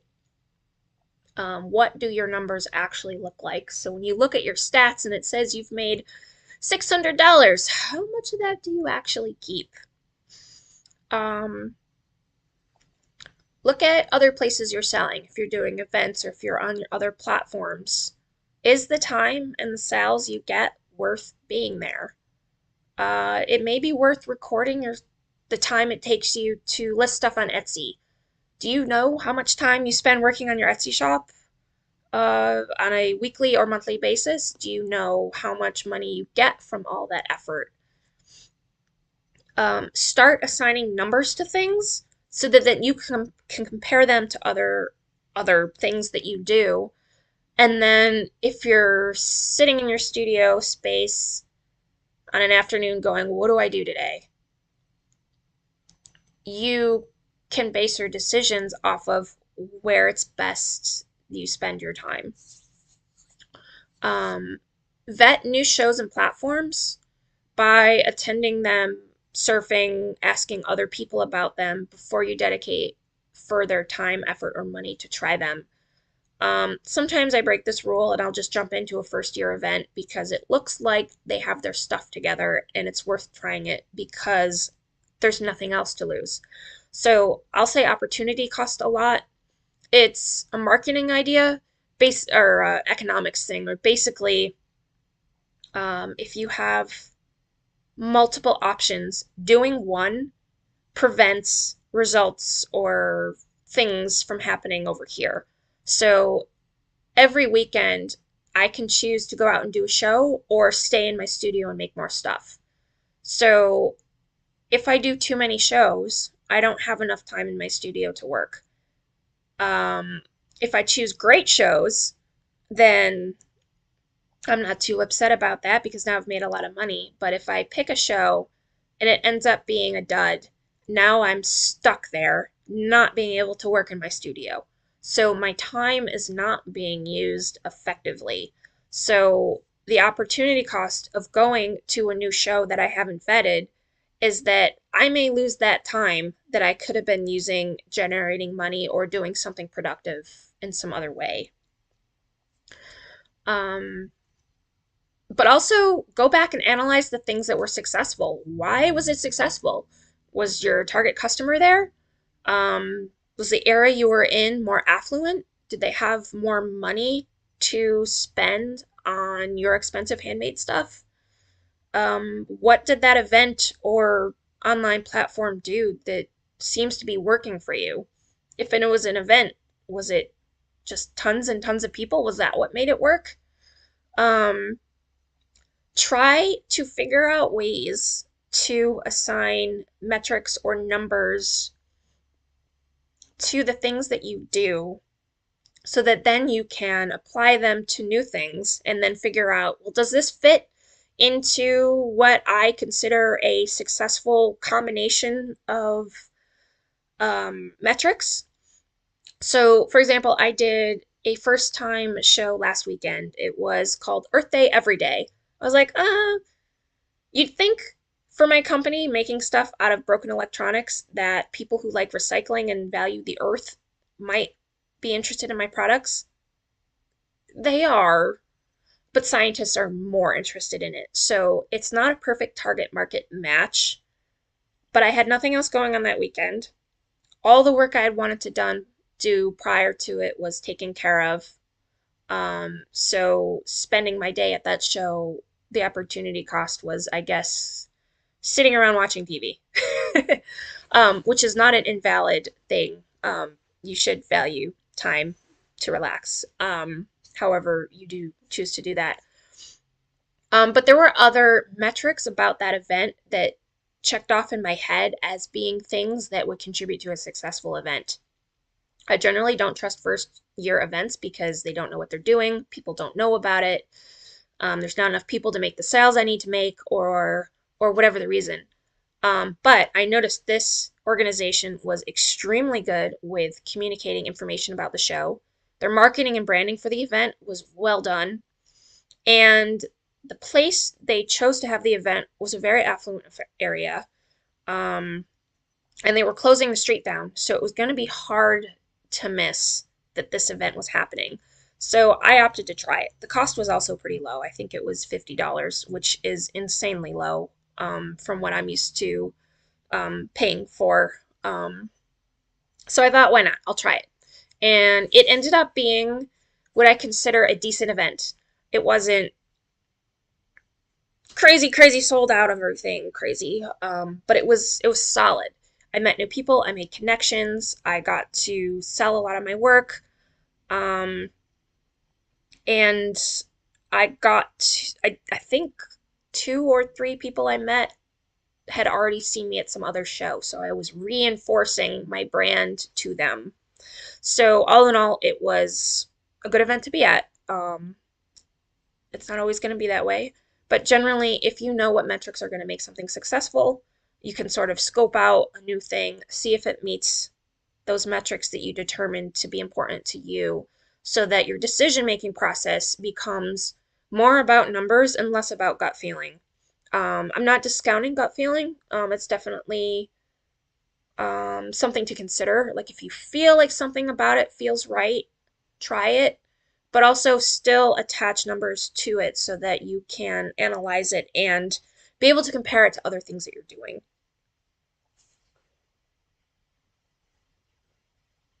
Okay. Oh, okay. I guess I don't understand how a live show goes. How do they purchase and pay for items? Yeah, so it looks like the other commenters sort of answer your question already.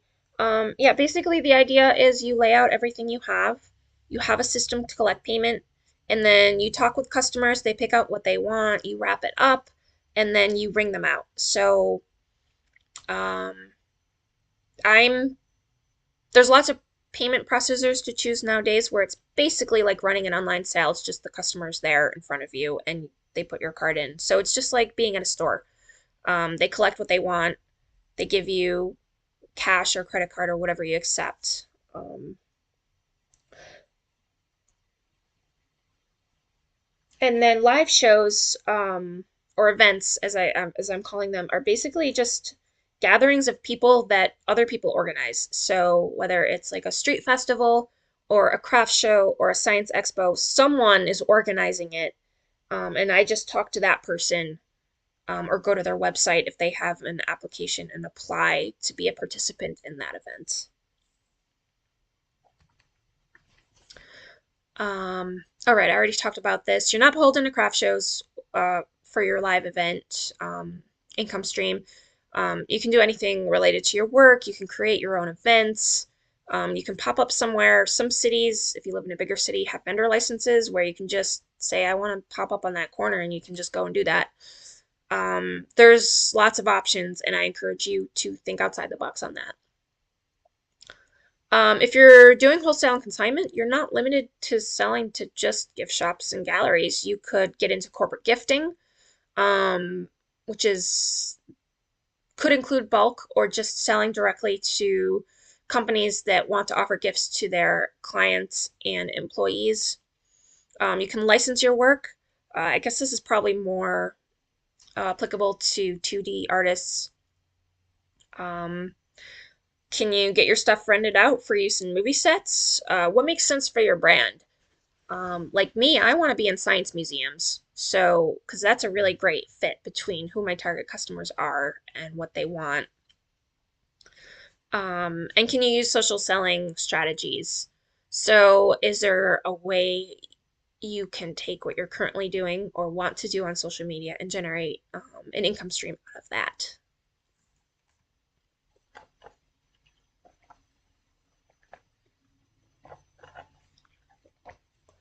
So at craft shows, you can use POS, point of sale. A lot of them nowadays have built-in systems for tracking what's selling. So I really love online selling and craft show selling with the point of sale systems because I can so very easily go in and see any number of metrics, what's selling, what's not selling, when it's selling, where it's selling, all of that, and say, well, okay, a lot of people from California are buying my stuff. Maybe I should start making California shaped stuff because my customers live in California. It's kind of a wacky example, but that's the kind of thing that data will allow you to do.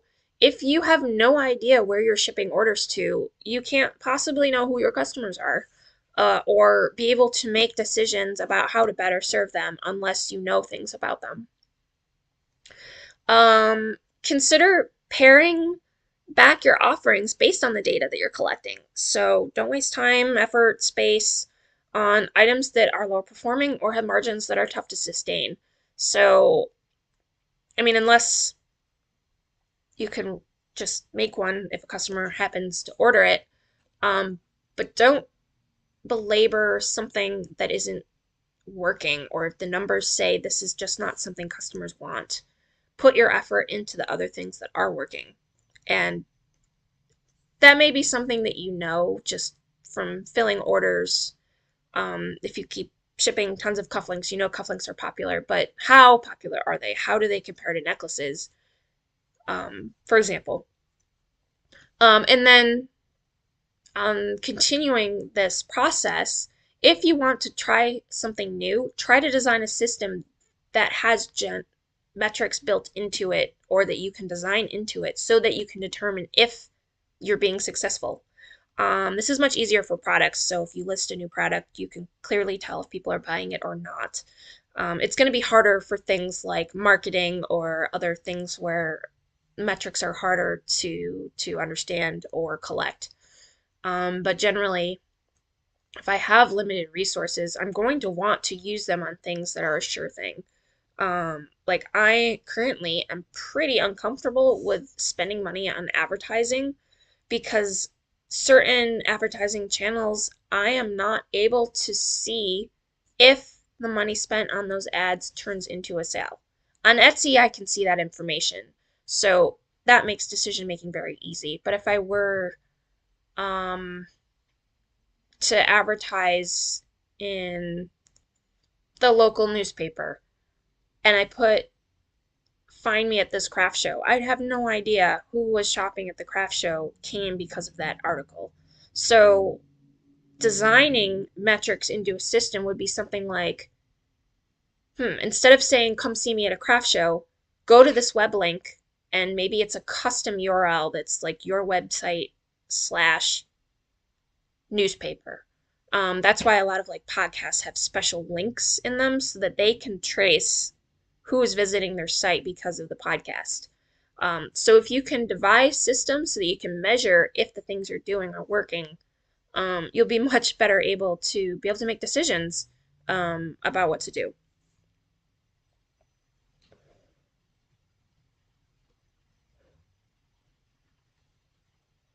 So Christopher is saying, I am curious, how much percent do you sell in Europe, and which is the best country for selling for you in Europe?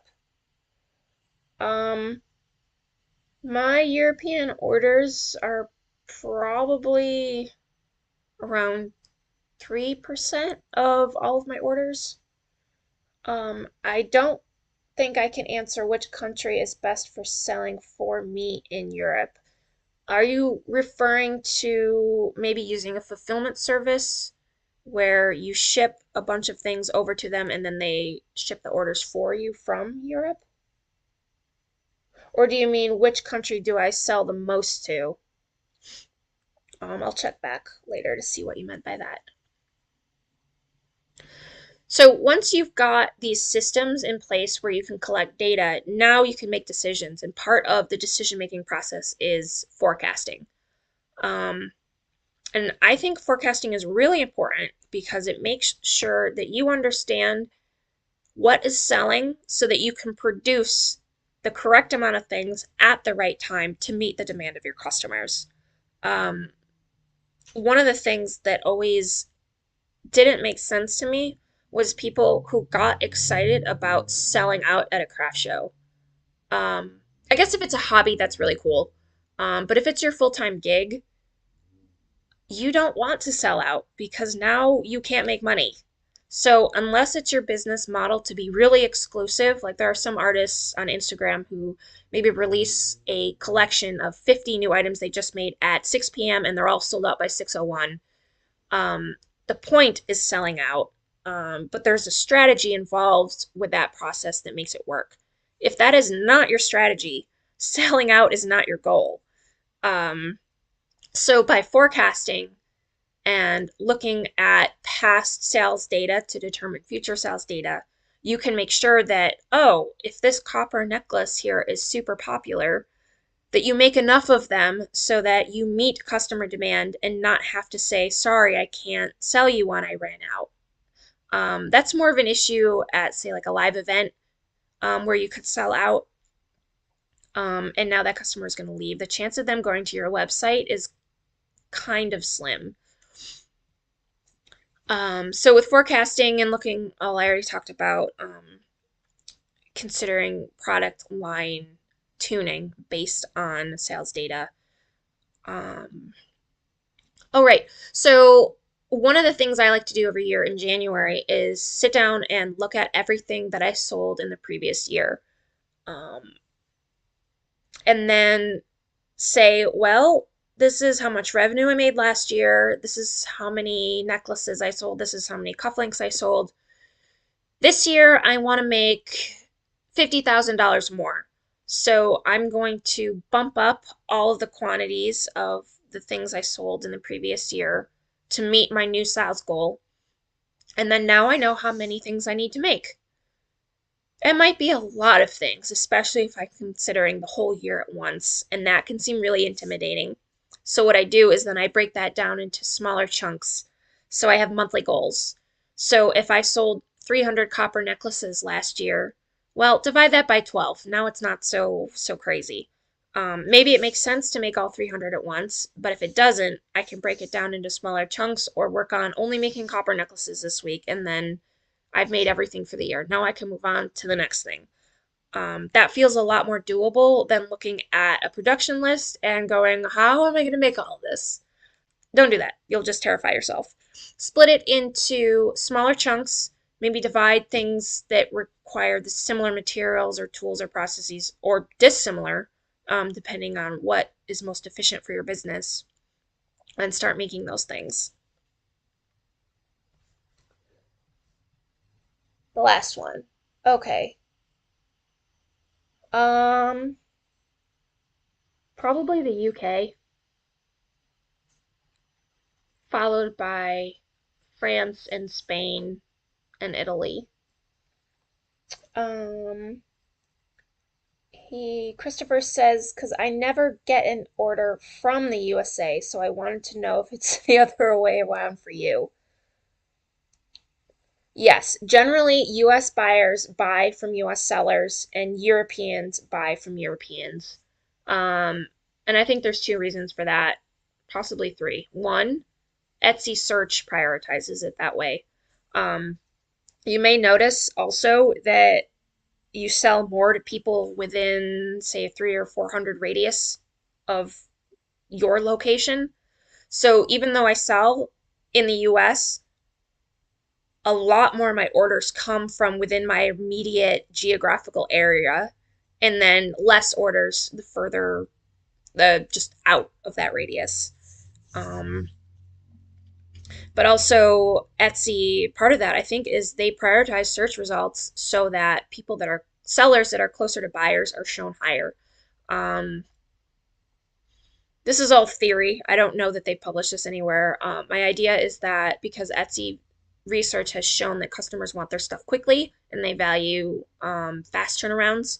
If you're physically closer, the post office takes less time to deliver. So the Etsy customer is going to have overall a more positive, better experience because of that. So I think Etsy prioritizes geographic location as well.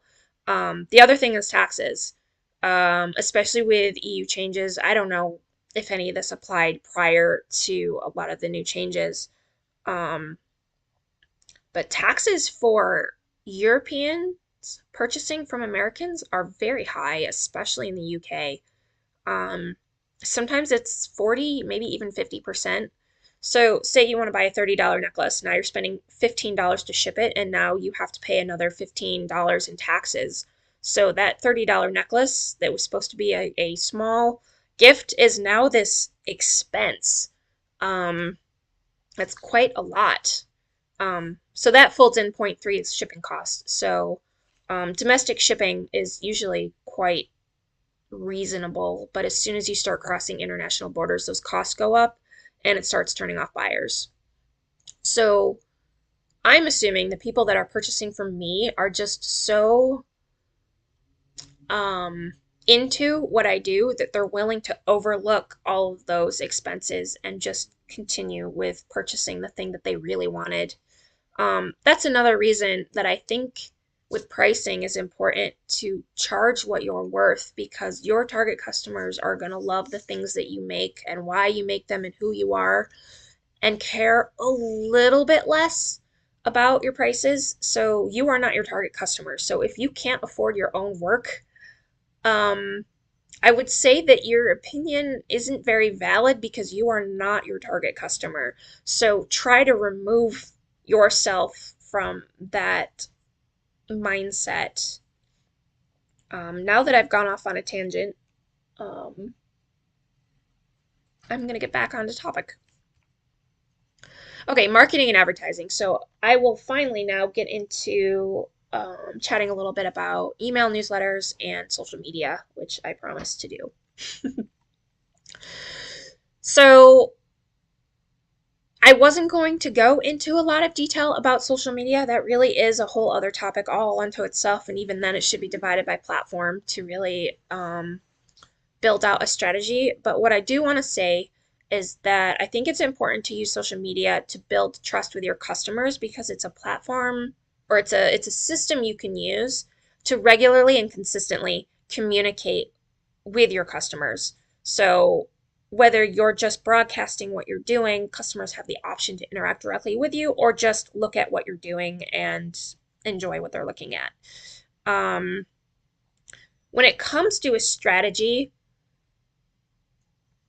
it gets more complicated because it's going to depend on the specific platform.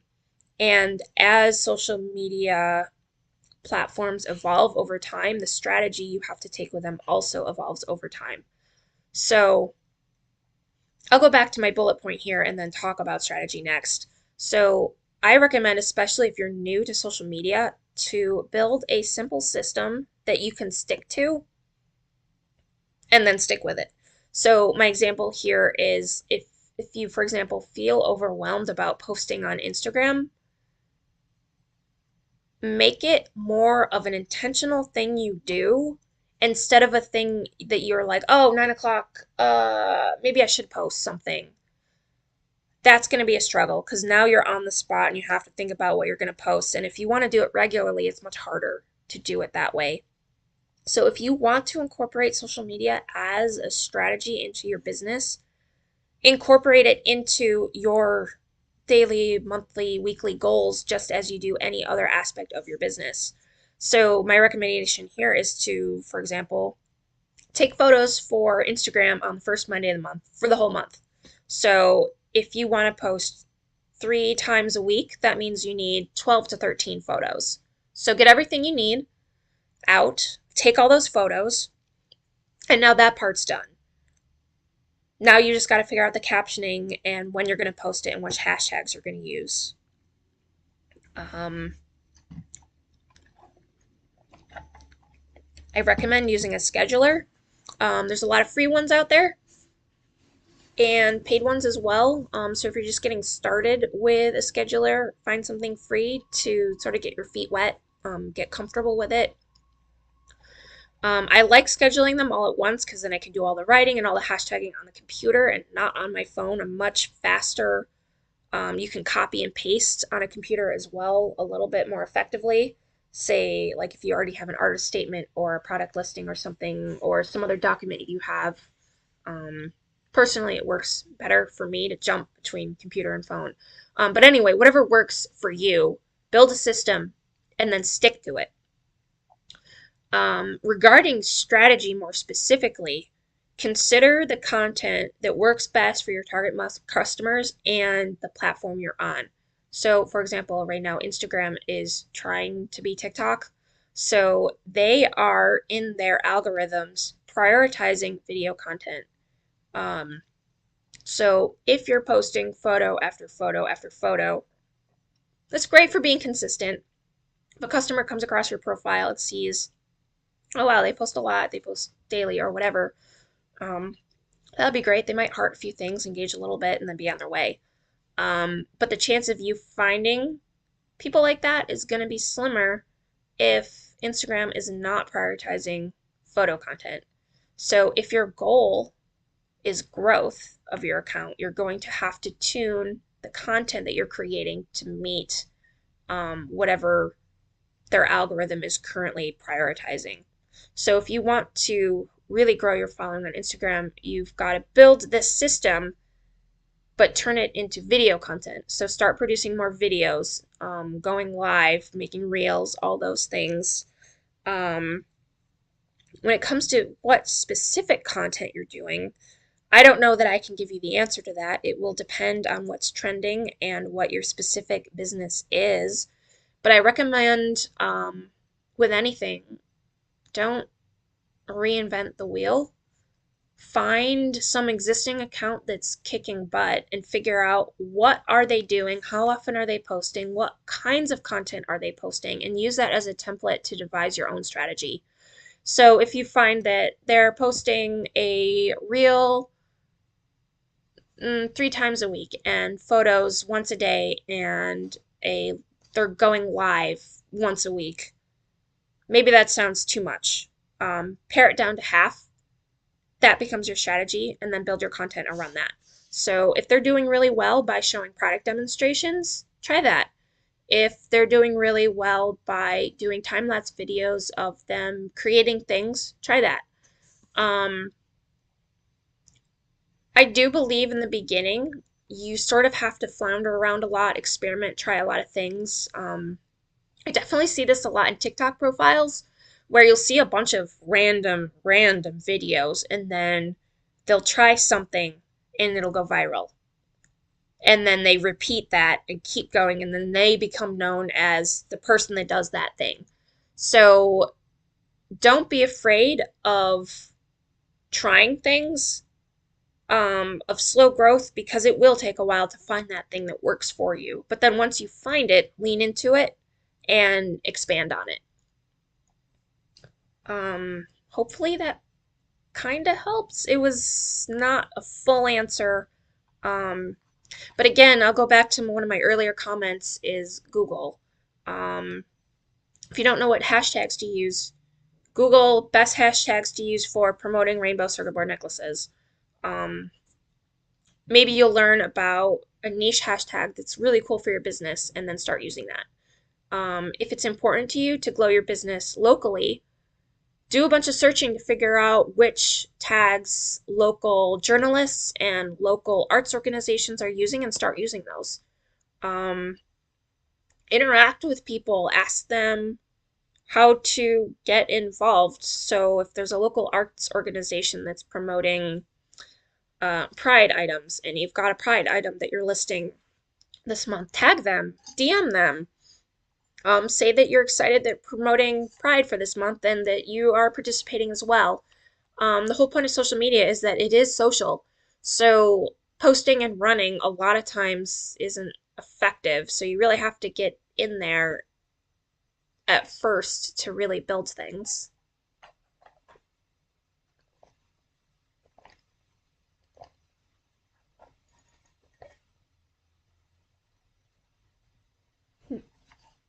Okay.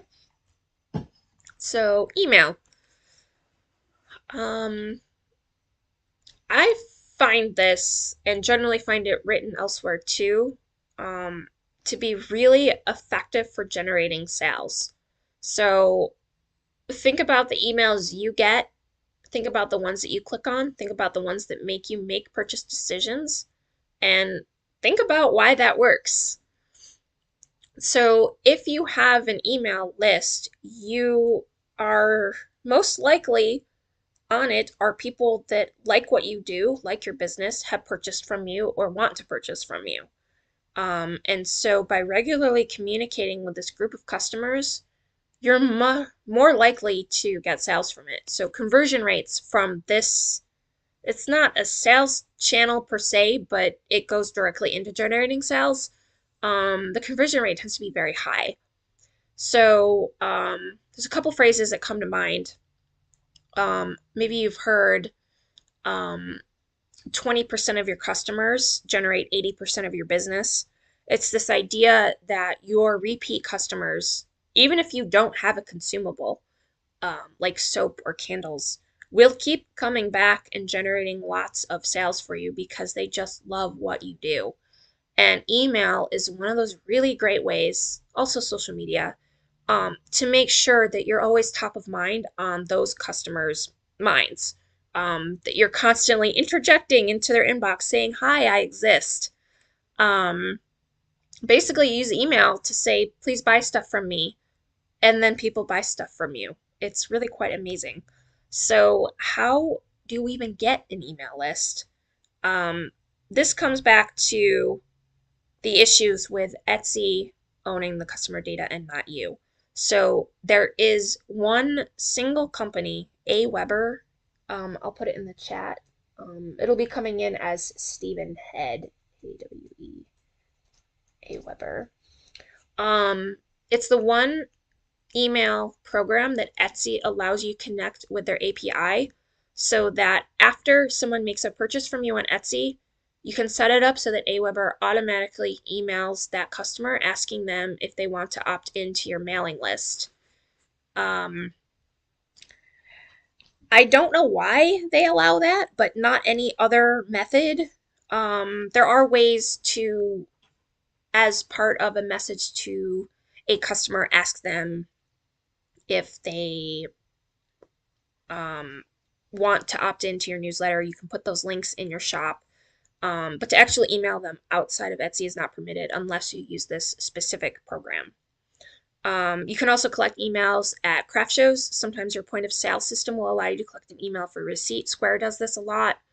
Or you can just have a sign up sheet at your booth and people will put their email down. Um,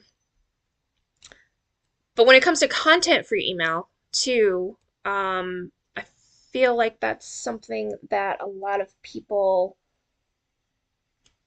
aren't really sure of what to talk about, especially if you can't easily or don't want to give out discounts. So I've just got a list here. I'm not going to go through it because it'll be on the video replay. Um, But if you can figure out something that your target customers are interested in, or something that comes back to the mission of your business, that'll go a long way to creating content that your customers actually want to read. So, my newsletter, for example, features a woman in STEM every week, a new person about what they do, what their experience is like, wherever they are in the world. And I've had people tell me how much they love getting my newsletter every week because they really look forward to reading about this cool person that they didn't know about before. And it's completely free. I'm not giving discounts. I'm not doing anything else. I'm just sharing information that my customers want to read. Um, you can also use social media to help you figure that stuff out. So if certain posts are performing really well, like I found that science comics were performing really well, getting a lot more likes, I started putting those into my newsletter as well. So now that's another layer that I've added based on how other things I've done have performed. Um,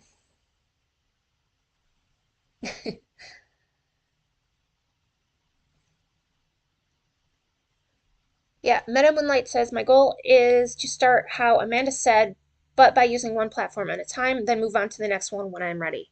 Very good. Yeah, I highly recommend that. Get comfortable inside and out with how one system works.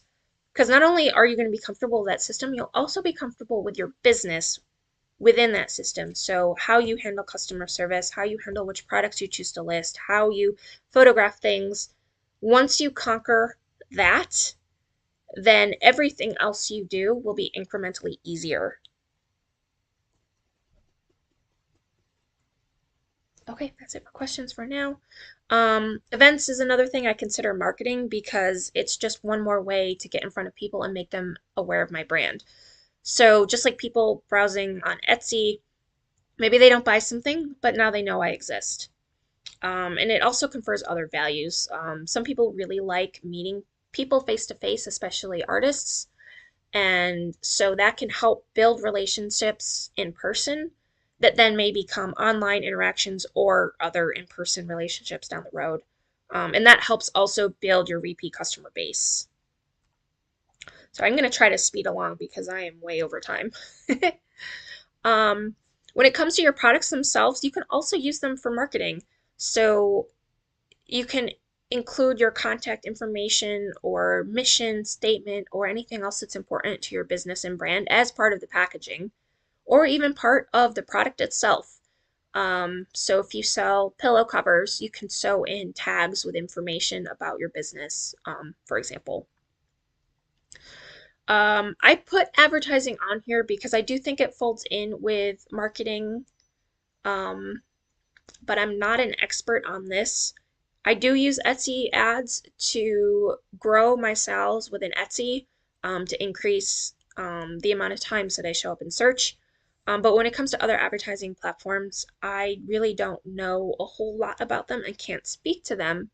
However, if you are interested in learning more, I would suggest finding a Facebook group that talks about these specific things and then start to get in, and learning about it that way. And then that way, when you think you want to actually jump in, you know a little bit more already about what you're getting yourself into and the things you need to think about, before you actually do it.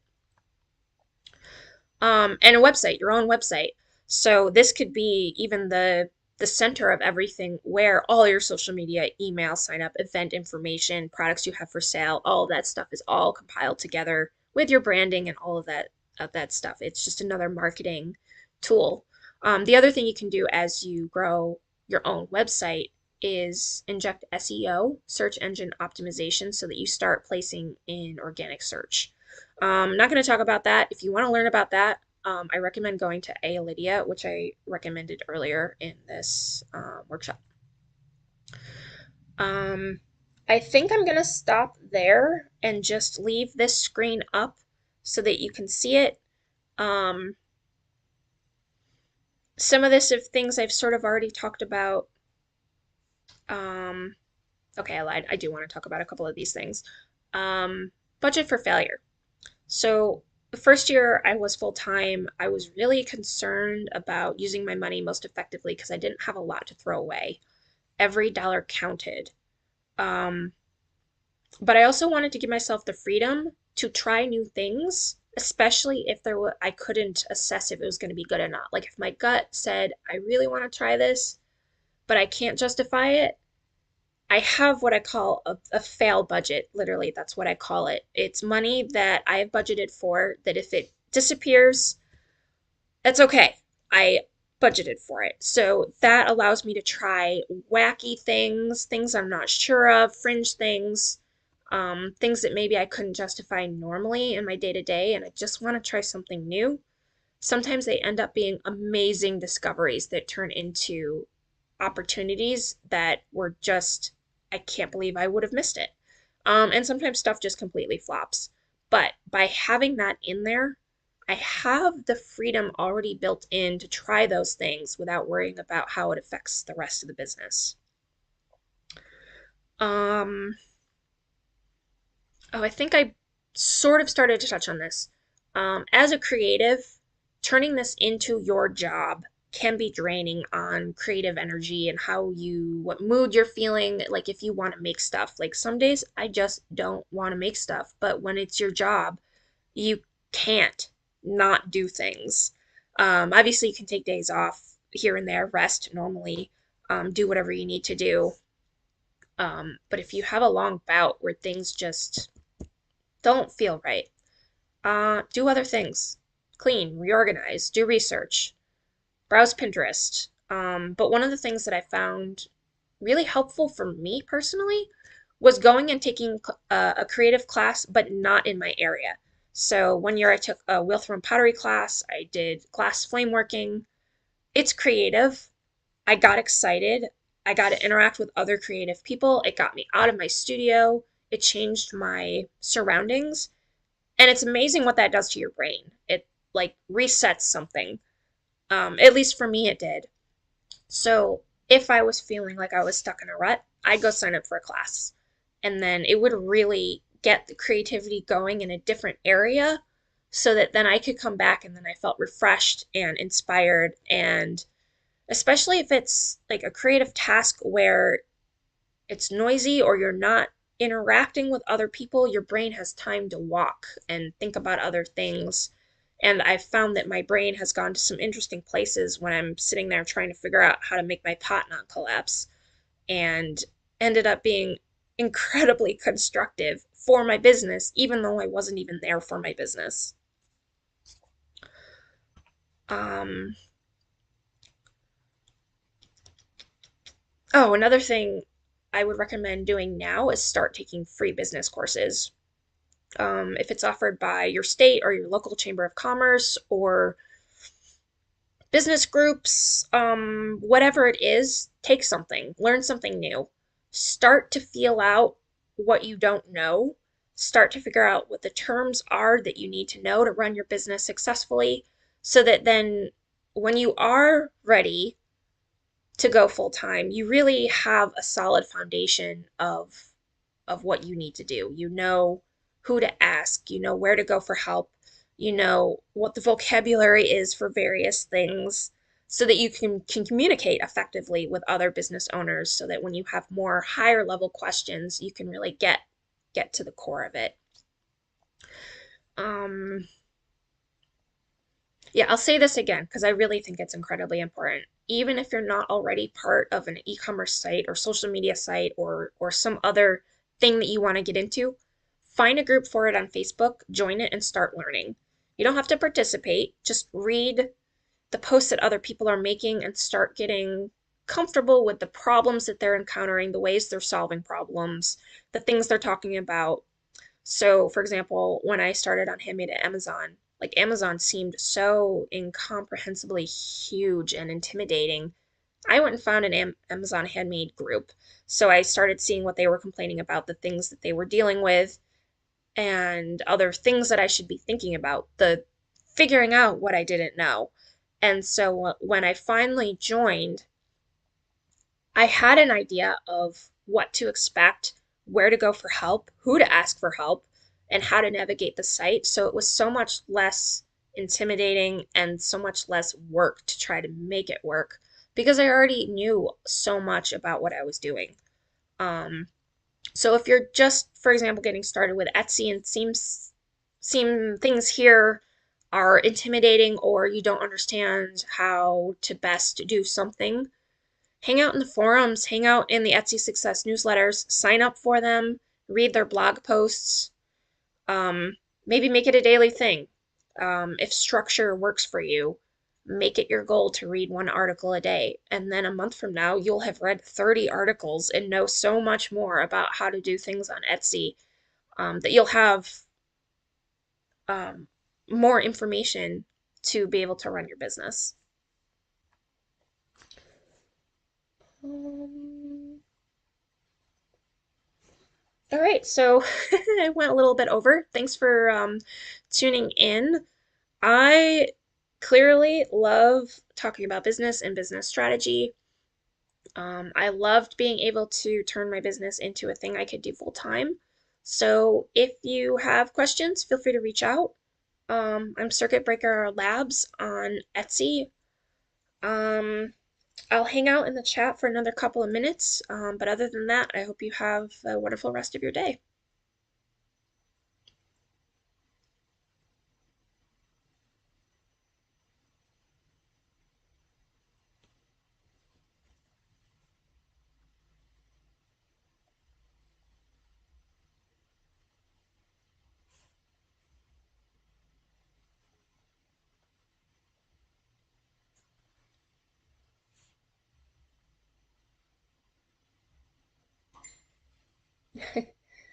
Cat Attack says, love your focus on data-driven decisions. Are you doing any other courses on Etsy? I do. As part of the Etsy U program, I have to do at least 5 courses a year. I will probably continue running this workshop as well. The other topics I tend to like covering are marketing and branding, SEO, sometimes how Etsy search works. Um, I really love the holiday prep. It covers sort of like this a little bit more broadly, sort of organizing how to prepare for the holidays, what to think of ahead of time. As you can tell, I'm a huge fan of planning and structure and getting things sorted out ahead of time. So that covers things like how to merchandise for the holidays, how to figure out which products to make, when to release them, and other techniques to make sure that customers know that those products exist.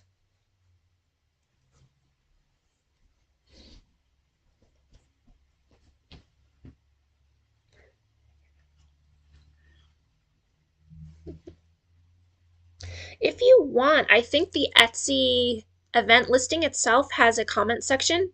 So feel free to interact with each other over there too. I'm not sure what's going to happen to these comments when we're done, if they're going to be easily accessible um, afterwards. So if you go back to the Etsy community page and then the seller events and find this event listing, underneath the information about the event is a section to leave comments. Feel free to use that section to chat with each other.